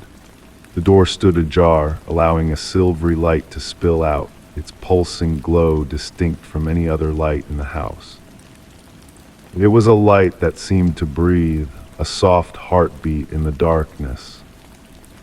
Pushing open the door, the aged wood sang a familiar tune. The room unfolded before me, bathed in that ethereal luminescence. The draped furniture formed comforting shapes like clouds in a clear sky, and there, perched on the windowsill, was not a solid figure but a play of light and shadow, hinting at a childlike presence. The laughter rang out once more, resonating from that radiant entity. No fear gripped me, only a profound sense of awe. The light child danced with its luminous rays, painting ephemeral patterns on the walls as if weaving with moonbeams. Approaching slowly, the room's temperature shifted subtly between cool and warm, like the ebb and flow of ocean tides. As I drew nearer, a familiar essence wafted through the air, In the fluid motions of the light child, I recognized echoes of my own childhood play. A forgotten memory stirred within me as the crystalline laughter echoed like a melody from the past. Time seemed to stretch as I beheld that surreal spectacle, unwilling to disrupt the peaceful reverie. The silvery light began to dim, casting a twilight hush over the room. The child's form faded gradually, leaving behind only a faint glow. The final laughter was a soft whisper, a tender farewell before dissolving into the shadows. I lingered in the room, enveloped in a serene silence that felt infinite. The furniture's sheets lay still, the air returning to its usual state, yet a shift had occurred. The guest room, once a repository of forgotten relics, now held a whispered secret. Retreating to my armchair by the dwindling fire, I pondered the enigma of that night.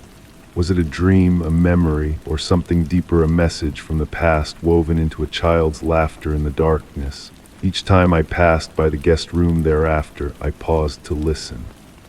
On the stillest of nights, a faint echo of that crystalline laughter seemed to reach me, a soothing lullaby guiding me towards slumber. And with a smile, I embraced the mystery, a tender secret shared between myself and the child who laughed in the shadows.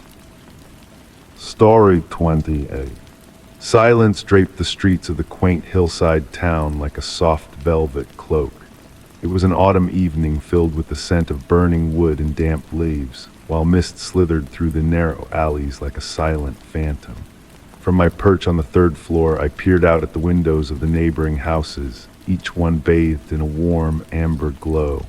It struck me as odd to see so many lights ablaze at this late hour, yet there was no sign of movement behind the foggy panes. The church bell tolled 10 in the night, its chime carrying a hollow quality, as though the bells themselves were swathed in a shroud of cotton. I had only recently arrived in this town, a mere 3 weeks ago, and never had I witnessed the streets so eerily deserted. Normally, even at this late hour, a solitary figure would be out walking their dog, or the younger crowd from the corner bar would be engaged in lively chatter beneath the flickering street lamp. Seated in my favorite armchair, cradling a cup of chamomile tea in my hands, I realized even the usual stray cat that frequented Mrs. Miller's windowsill was conspicuously absent. The tendrils of steam rising from the cup pirouetted in the air, forming fleeting shapes that dissolved into the room's darkness. Opting to keep only a small reading lamp aglow, casting gentle shadows on the cream-colored walls, I was startled by a sudden rustling sound emanating from the hallway leading to the bedroom. Intrigued rather than frightened, I turned my gaze towards the source of the noise. It persisted at regular intervals, akin to the sound of paper being softly dragged across the floor. Setting down the cup on the wooden side table, I rose from the armchair and began to traverse the hallway, noting a distinct drop in temperature. Not the harsh chill of winter, but a coolness reminiscent of stepping into an ancient church. The floorboards murmured softly beneath my feet, a familiar sound that oddly comforted me.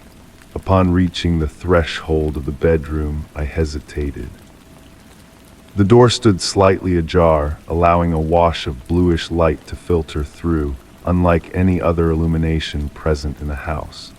Pushing the door open with a gentle creak, I observed the closed window, its curtain fluttering as though stirred by a phantom breeze. At the foot of the window lay a single sheet of paper. Bending to retrieve it, I noticed it was a yellowed newspaper page bearing the date October 15, 1954. The headline of the article seized my attention: Mysterious Night of Silence in Pine Grove. The article recounted a night when the town's inhabitants had remained sequestered in their homes, as if adhering to an unspoken agreement with origins lost to time.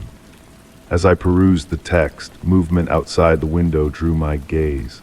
Across the street, the lights in the houses winked out one by one, akin to candles extinguished by a breath of wind.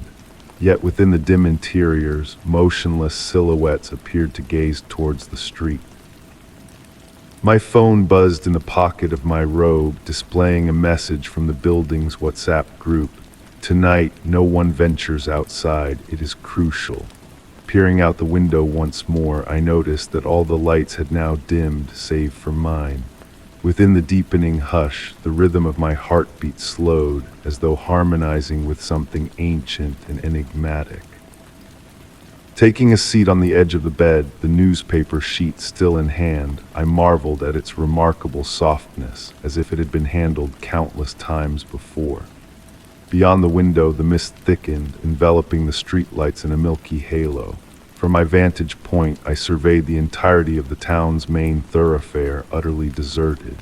The words of the article echoed in my mind. Witnesses from that era claimed that come morning, none could recall the events of that silent night.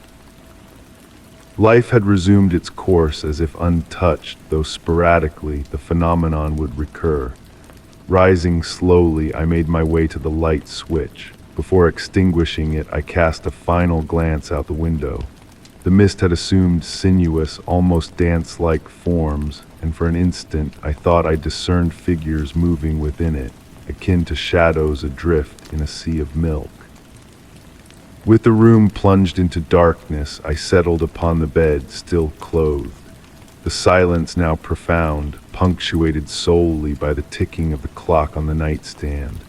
Drifting into a deep slumber, I pondered whether come morning I would retain memory of this night, or if I would join the ranks of the town's denizens, oblivious to the cyclic enigma woven into our lives. The last vestige of consciousness before sleep claimed me was the distant tolling of midnight bells, their peal oddly muted, as though resonating from a realm beyond time, where silence was the primordial tongue of all dwellers. Story 29. The gentle patter of autumn rain whispered against my office window, creating a soothing symphony as I immersed myself in my study. On evenings like this, time seemed to slow down, enveloped in a cocoon of raindrops that weaved a natural, mesmerizing melody. The warm glow of my desk lamp bathed the yellowed pages of ancient manuscripts, each telling a story of the city's past, waiting to be catalogued in the historical archive. It was on one of these tranquil evenings that she appeared. A solitary figure emerged, crossing the square beneath a vibrant scarlet umbrella, a vivid contrast against the muted hues of autumn. Her movements held a peculiar grace, a rhythm so harmonious with the falling rain that it felt almost orchestrated. Every night, without fail, she traversed the square, her presence becoming a part of my nightly ritual, a moment filled with intrigue and anticipation. I could never quite catch a glimpse of her face, shrouded beneath the umbrella and the mist of rain that faithfully accompanied her. But one evening, as she paused in the center of the square, something shifted. For a fleeting instant, she turned towards my window, and in the dim light, I thought I saw a hint of a smile grace her pale features. My heart skipped a beat before she continued on her path, disappearing into the veil of evening fog. In the days that followed, subtle disturbances began to manifest. Water droplets appeared on the manuscripts I handled, as if touched by rain-dampened fingers.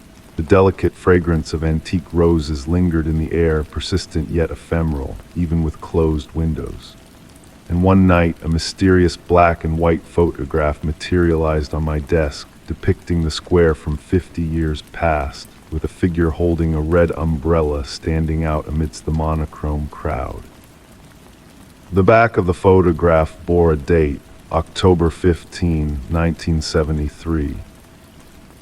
Delving into the archives, I unearthed the tale of Sarah Thompson, a young librarian who once inhabited the same building decades ago. Known for her red umbrella and love for ancient volumes, her life had met a tragic end in that very square, on a rainy night much like the ones we now shared. As I delved deeper into Sarah's story, the scent of roses intensified, and the rain outside seemed to transform into a gentle melody, as though a forgotten lullaby was being softly hummed. The pages of the documents I perused rustled as if caressed by an unseen hand, a breeze that whispered of a presence long gone. Raising my gaze to the window, I saw her closer than ever before. The red umbrella was folded this time, revealing her face, kind eyes, and a serene smile. In that moment, there was no fear, only a profound sense of melancholy and connection. After that poignant encounter, the woman with the red umbrella ceased her nightly crossings of the square. Yet on rainy nights, when the archive fell into silence and shadows danced along the walls, I could still sense the echo of her footsteps and the lingering perfume of antique roses. Occasionally, while sifting through aged manuscripts, I would discover fresh water droplets on the pages, as if someone had just grazed the paper with rain-kissed fingers. I often pondered whether Sarah still watched over her cherished books, her spirit wandering in the rain with her trusty red umbrella.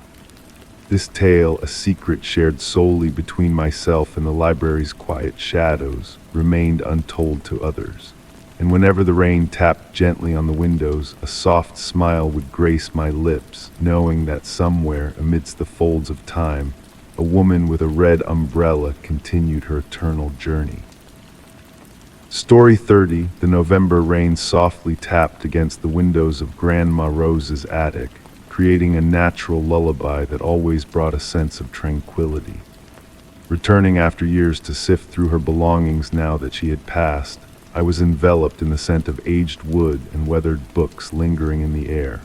The twilight light seeped through the half-closed shutters, casting flickering shadows on the vintage wallpapered walls.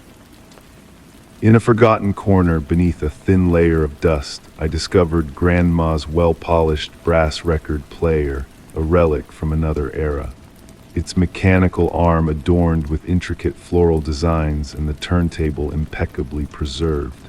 Beside it, a collection of vinyl records neatly stored in time-worn cardboard sleeves. As I perused through the records, my fingertips paused on one in particular. A white cover devoid of any title or author, save for a delicate golden border glinting in the dim light. Though unfamiliar, I felt drawn to it by an insatiable curiosity. The record player hummed softly to life as I gently placed the mysterious record on the turntable and lowered the arm. Initially, only the familiar crackle of vinyl filled the room before the music began. A waltz played on the piano, but with a peculiar twist. The notes seemed to shift subtly with each rotation of the record, rearranging themselves into new harmonies. Closing my eyes, I surrendered to the enchanting melody. A hint of jasmine, Grandma Rose's beloved flower, seemed to waft through the air, a scent out of place for the wintry season. Upon opening my eyes, I noticed the shadows in the room moving in a mesmerizing rhythm distinct from the fading twilight light. Before me on the wall, a figure's shadow danced gracefully, though I knew I was alone in the attic. As the waltz continued, intertwined with the faint sound of a familiar laughter, Grandma Rose's laughter, I felt a tingling sensation not of fear but of a peculiar nostalgia mingled with awe. Rising from the armchair, I approached the window. In the glass's reflection, a fleeting image of Grandma Rose, youthful and radiant in her favorite dance gown, twirled in the attic center. Yet when I turned around, the room stood empty. The record spun on, and as the final note faded into silence, the atmosphere shifted. The room felt warmer, more vibrant, as if the brief musical interlude had stirred dormant memories within the house's very walls. Returning the mysterious record to its white sleeve that evening, I noticed a detail previously overlooked. Grandma Rose's elegant script adorned the inner edge, marking her wedding day with a hidden message below. Music is the key to our most precious memories. Since then, whenever I revisit the attic, I seek out that enigmatic record. Sometimes it reveals itself readily, while other times it seems to hide among the other vinyls. Each time I play it, the melody bears subtle variations, as if containing endless renditions of the same memory. The nature of this gift, whether a tribute to Grandma Rose or something more mystical, remains unclear. Yet one truth remains certain. On rainy evenings when the record player spins that ethereal melody, the attic brims with a subtle enchantment, blurring the lines between present and past, reality and memory. In those fleeting moments, perhaps Grandma Rose dances on, eternal and jubilant in an infinite waltz. Story 31, the night breathed softly, a symphony of raindrops tapping on the roof, blending with the mysterious whispers of darkness. Awakening in the stillness, a peculiar sight greeted me on the nightstand, an ancient brass key, adorned with intricate symbols, bathed in the ethereal glow of moonlight seeping through the curtains. Its presence was a riddle, a puzzle of familiarity in a sea of forgotten memories. The key felt cold to the touch, its weight heavy with the weight of time, its surface weathered by unseen ages. Unlike any key I had ever seen, it bore no teeth or grooves, but instead boasted delicate floral patterns intertwined with cryptic symbols from a language lost to time. Compelled by an inexplicable urge, I rose from my bed, drawn by the silent call of the key. The house felt transformed under the veil of night, shadows dancing in the corners, reshaping the corridors and rooms. Traversing the wooden floors, guided by the soft azure radiance of the key, I ventured deeper into the nocturnal mysteries. Each door I approached elicited a faint vibration from the key, a subtle hum that resonated through my fingertips, hinting at a connection beyond the tangible. It was in my study that the key's true purpose revealed itself. The ancient bookcase, a relic of my grandfather's legacy, hummed in harmony with the key's pulsating glow. As I traced the contours of the bookcase with the key, a melodic resonance filled the room, a haunting tune from a bygone era. The wood of the bookcase responded to the key's touch, creating a symphony of vibrations that reverberated through the stillness of the night. Without a visible lock in sight, I pressed the key against the heart of the bookcase, and the world seemed to hold its breath. The wood quivered, revealing hidden patterns and reflections of a distant past. Time stood still as the room embraced an ancient aura, shadows twisting and turning with a newfound awareness. The key, now pulsing with a rhythmic intensity, unlocked a gateway to a realm beyond comprehension. With the first light of dawn, the enchantment faded, leaving me alone at my desk, the key clutched tightly in my hand. The bookcase stood silent, an enigma of its former self. In the days that followed, the key lost its luminous glow but retained its enigmatic weight, a silent guardian of secrets untold. Sometimes, on nights shrouded in silence, the bookcase's whispers still beckon, a reminder of the mysteries that lay dormant within. The key now rests in a velvet-lined drawer, a silent sentinel of forgotten realms.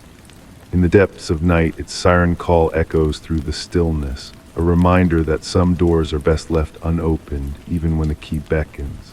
Perhaps it was not I who found the key, but the key that found me, a guardian of mysteries waiting to be unraveled. And as the night embraces its secrets, I wonder what other wonders lie hidden behind doors that defy all locks. Story 32. The night lay hushed, veiled in a delicate mist that twirled through the air like a sheer waltz. Nestled in my cherished armchair, the plush burgundy velvet one beside the grand antique mirror, I delved into a book under the gentle glow of a vintage lamp. The pendulum clock's tick-tock fashioned a hypnotic cadence, while the fireplace's warmth swathed me in a snug embrace. Amid this flawless serenity, a peculiar anomaly caught my attention. Initially, it manifested as a fleeting notion, akin to sensing movement in one's peripheral vision. Lifting my gaze from the book, I beheld my reflection in the antique mirror. The golden frame, adorned with intricate floral motifs, shimmered faintly in the flickering firelight. A subtle chill traced my spine as I scrutinized my mirrored self. Something felt awry, imperceptibly so. Tilting my head, I noticed my reflection mimic the action with a near imperceptible delay, as if striving to replicate rather than naturally mirror my movements. I endeavored to dismiss it as fatigue or the capricious play of flickering flames. Yet the longer I scrutinized, the more disconcerting the revelation became. Raising my right hand, the reflection hesitated momentarily before mimicking the gesture. When I smiled, its lips curved with a barely perceptible lag. The crackling of wood in the fireplace now resonated ominously, as if endeavoring to convey a message. The room's atmosphere thickened, charged with a subtle tension that coaxed me into slower breaths. A blend of candle wax aroma and antiquity wafted through the air, evoking forgotten tomes and faded reminiscences. Rising from the armchair with deliberate languor, I observed the reflection's unnaturally fluid movements, as if choreographed rather than spontaneous. Its eyes seemed deeper, harboring secrets beyond my ken. Advancing toward the mirror, I discerned further disquieting nuances. The reflected room bore subtle discrepancies from mind books rearranged, unfamiliar objects present. An aged photograph depicting a seascape in my reality portrayed a blurred countenance fixated on me in the reflection. While the pendulum clock maintained its relentless tempo, in the mirror time seemed to flow at a languid pace, diverging from my own reality. Shadows cast by the fireplace cavorted on the walls, suggesting silent entities. Reaching out to touch the mirror's icy surface, my reflection reciprocated with an almost beckoning gesture. Our fingertips met on the frigid glass, yet while I perceived its coldness, the reflection conveyed a disparate sensation altogether. Retreating from the mirror, my doppelganger lingered momentarily, as if deliberating whether to follow. When it eventually moved, its actions bore an increasing autonomy, as if gradually asserting its own volition. Retrieving an old velvet cloth from a drawer, I veiled the mirror.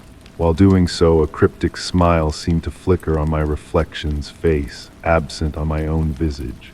The fabric draped over the mirror's surface, concealing that unsettling likeness of myself.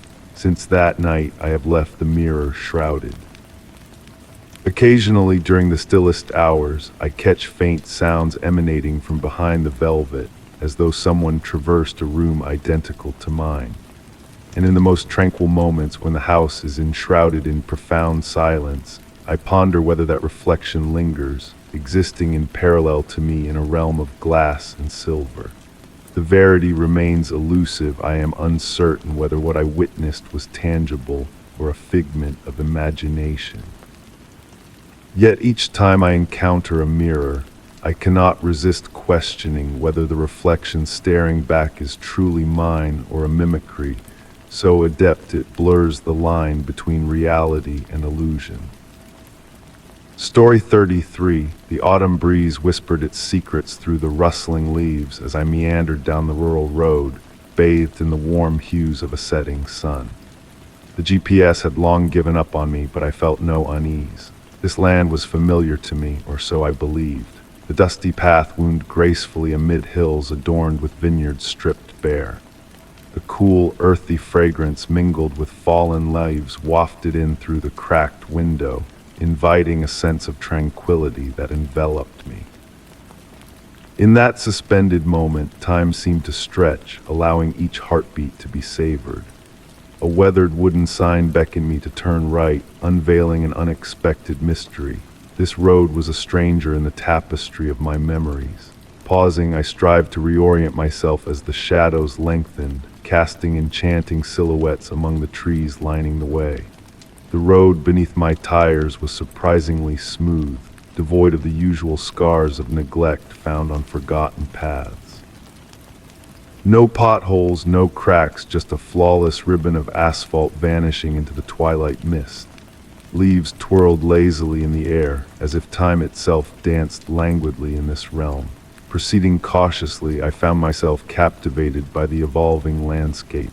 The trees flanking the road appeared ancient and twisted, unlike any I had encountered before. Their canopies intertwined overhead, creating a natural canopy through which filtered the fading light of dusk. Mysterious lights flickered in the distance, resembling out-of-season fireflies flitting among the tree trunks, appearing and vanishing like fleeting thoughts. The silence was palpable, broken only by the soft purr of the engine and the gentle rustle of leaves stirred by the breeze. Continuing onward, the road underwent a subtle transformation, its boundaries blurred as if softened by an unseen hand. Shadows deepened, yet not menacingly so. Rather, reality seemed to meld, losing its sharp edges. Abruptly, a sight caught my eye. An ancient brass mailbox stood by the roadside, its immaculate condition defying time. Adorned with an ornate compass rose, but devoid of any name or number, it exuded an inexplicable warmth as I reached out to touch it, despite the chill of the evening air. The road continued its serpentine path, revealing increasingly curious details. Dimly glowing milestone stones lined the edges, their light seemingly emanating from within rather than from without. Above, the sky bore an indescribable hue, a shade seemingly unique to this forgotten realm. Stars timidly emerged, yet even they appeared different, as if plucked from another time or dimension. After what felt like an eternity or perhaps a mere heartbeat, I crested a hill to find a circular clearing, its ancient stone pavement aglow under an aged lamppost's warm light.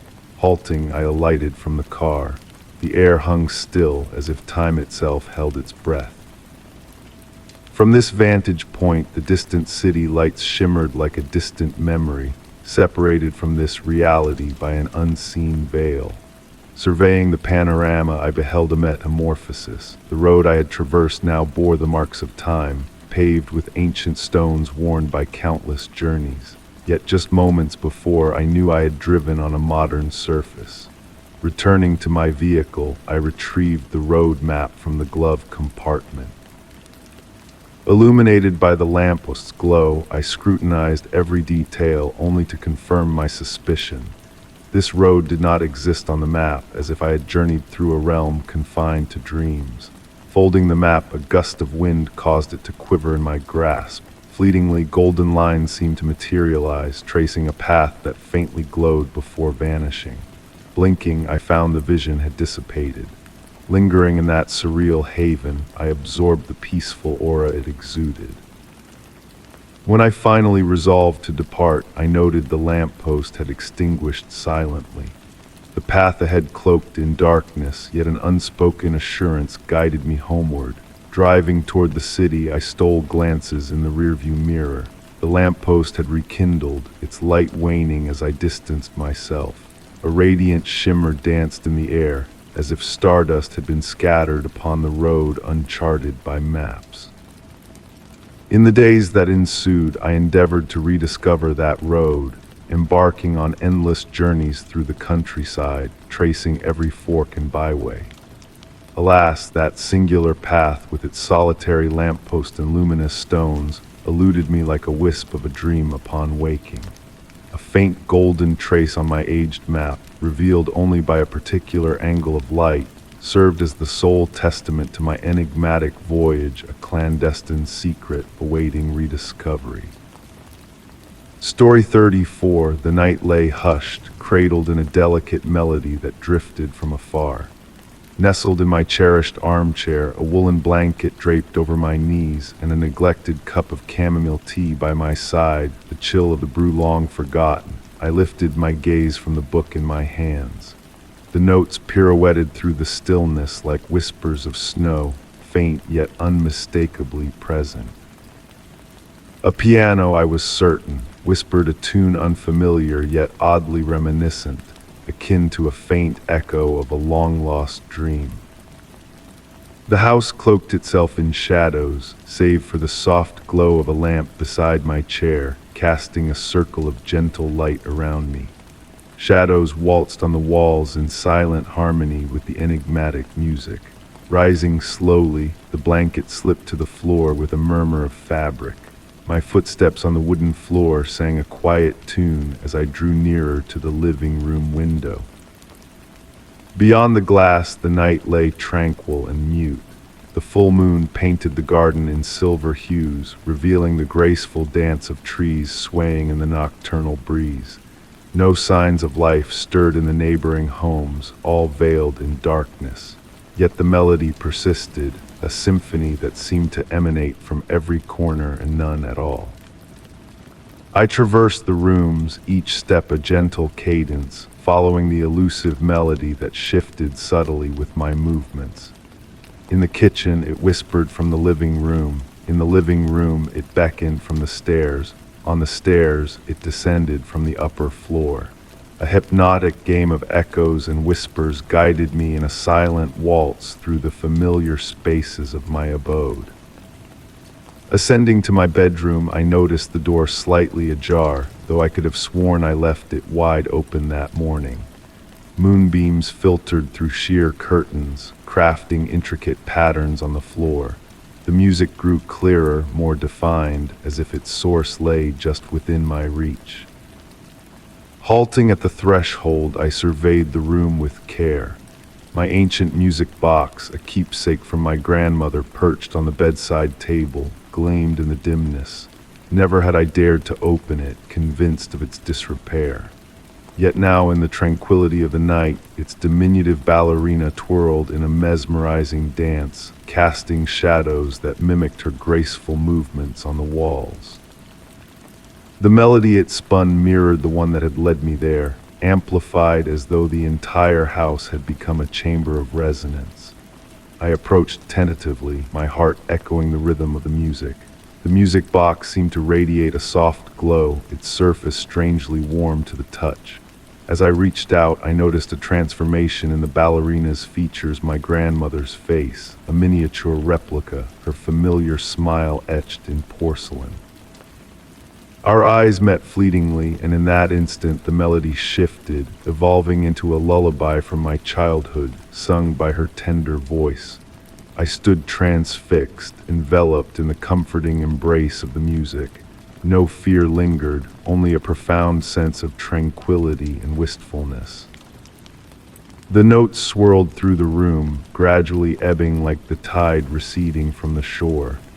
As the music faded into silence, the music box closed with a soft click. Peace settled back into the house, a silence pregnant with significance. Descending to my armchair below, I retrieved the fallen blanket, cocooning myself in its warmth once more. The book lay open, its pages beckoning, but my thoughts were ensnared by the music box and memories of my grandmother. I pondered how many melodies lay imprisoned in those silent gears, awaiting their moment of liberation. Since that night on occasion when the house grows still and the moon bathes the garden in its ethereal light, a sweet, familiar melody drifts through the rooms. I no longer seek its origin. Instead, I close my eyes and listen, understanding that some enigmas need not be unraveled to be embraced.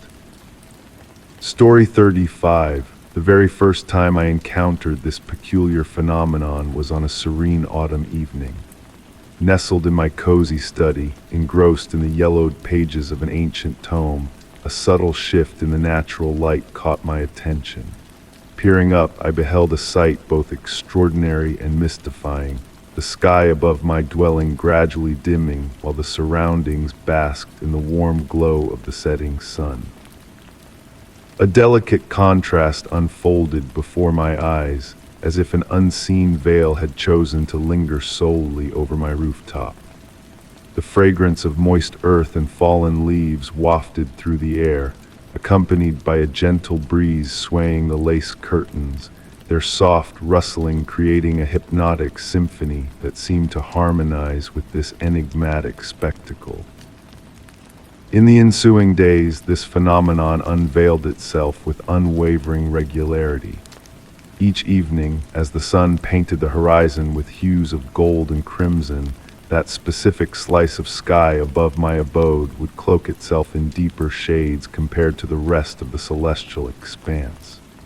It was akin to an artist's brushstroke of grays and midnight blues on a canvas of brilliant azure, crafting a surreal tableau. I found myself ensconced in observation for hours on end, perched in the plush velvet armchair by the window. The aged wooden floor murmured softly beneath my shifting weight as I traced the progression of this celestial dance. The ambient air grew cooler, a faint mist gracing the window panes in ethereal patterns that danced alongside the shadows. One day, amidst my contemplation of this enigma, a new revelation unfurled before me. Within that darkened swath of sky, tiny pinpricks of light flickered into existence and then dissolved, akin to stars alighting solely for my gaze. Their erratic dance, devoid of any discernible pattern, possessed a mesmerizing quality, almost melodic. The silence within the house seemed to amplify their presence, while the pendulum clock's rhythmic ticking in the hallway appeared to sync with their celestial waltz. As the weeks ebbed by, subtle changes manifested in the objects within my home in response to this phenomenon. The ancient mirrors reflected a gentler, more embracing light, shadows elongated in peculiar formations reminiscent of arcane symbols, and the windowsill plants flourished with newfound vitality during these moments of selective darkness, as if siphoning sustenance from the twilight itself. One evening, ensconced in my study, a fleeting touch graced my shoulder, a caress borne on the breeze. Startled, I whirled around, only to find emptiness greeting my gaze. The scent of antiquity of old tomes and weathered timber intensified, briefly suspending time itself. The ticking of the clock, though persistent, seemed to echo from a distant realm. I commenced a diary chronicling these occurrences, meticulously detailing every subtle shift in the darkness's intensity and the accompanying phenomena. Pages brimmed with intricate depictions of shifting light, dancing shadows, and the subtle vibration permeating the air. My penmanship evolved, becoming more graceful and fluid, as if guided by an unseen hand, gentle and enigmatic. On the stillest of nights, a melody seemed to emanate from that darkened slice of sky. Indescribable in mere words, it resonated within me, a cosmic lullaby echoing through the house. It felt as though the darkness cradled an ancient harmony, a symphony meant solely for my dwelling. With time, I embraced this mystery rather than cowering from it. My home evolved into a conduit bridging the mundane and the profound, a sanctuary where light and shadow intertwined in a perpetual dance.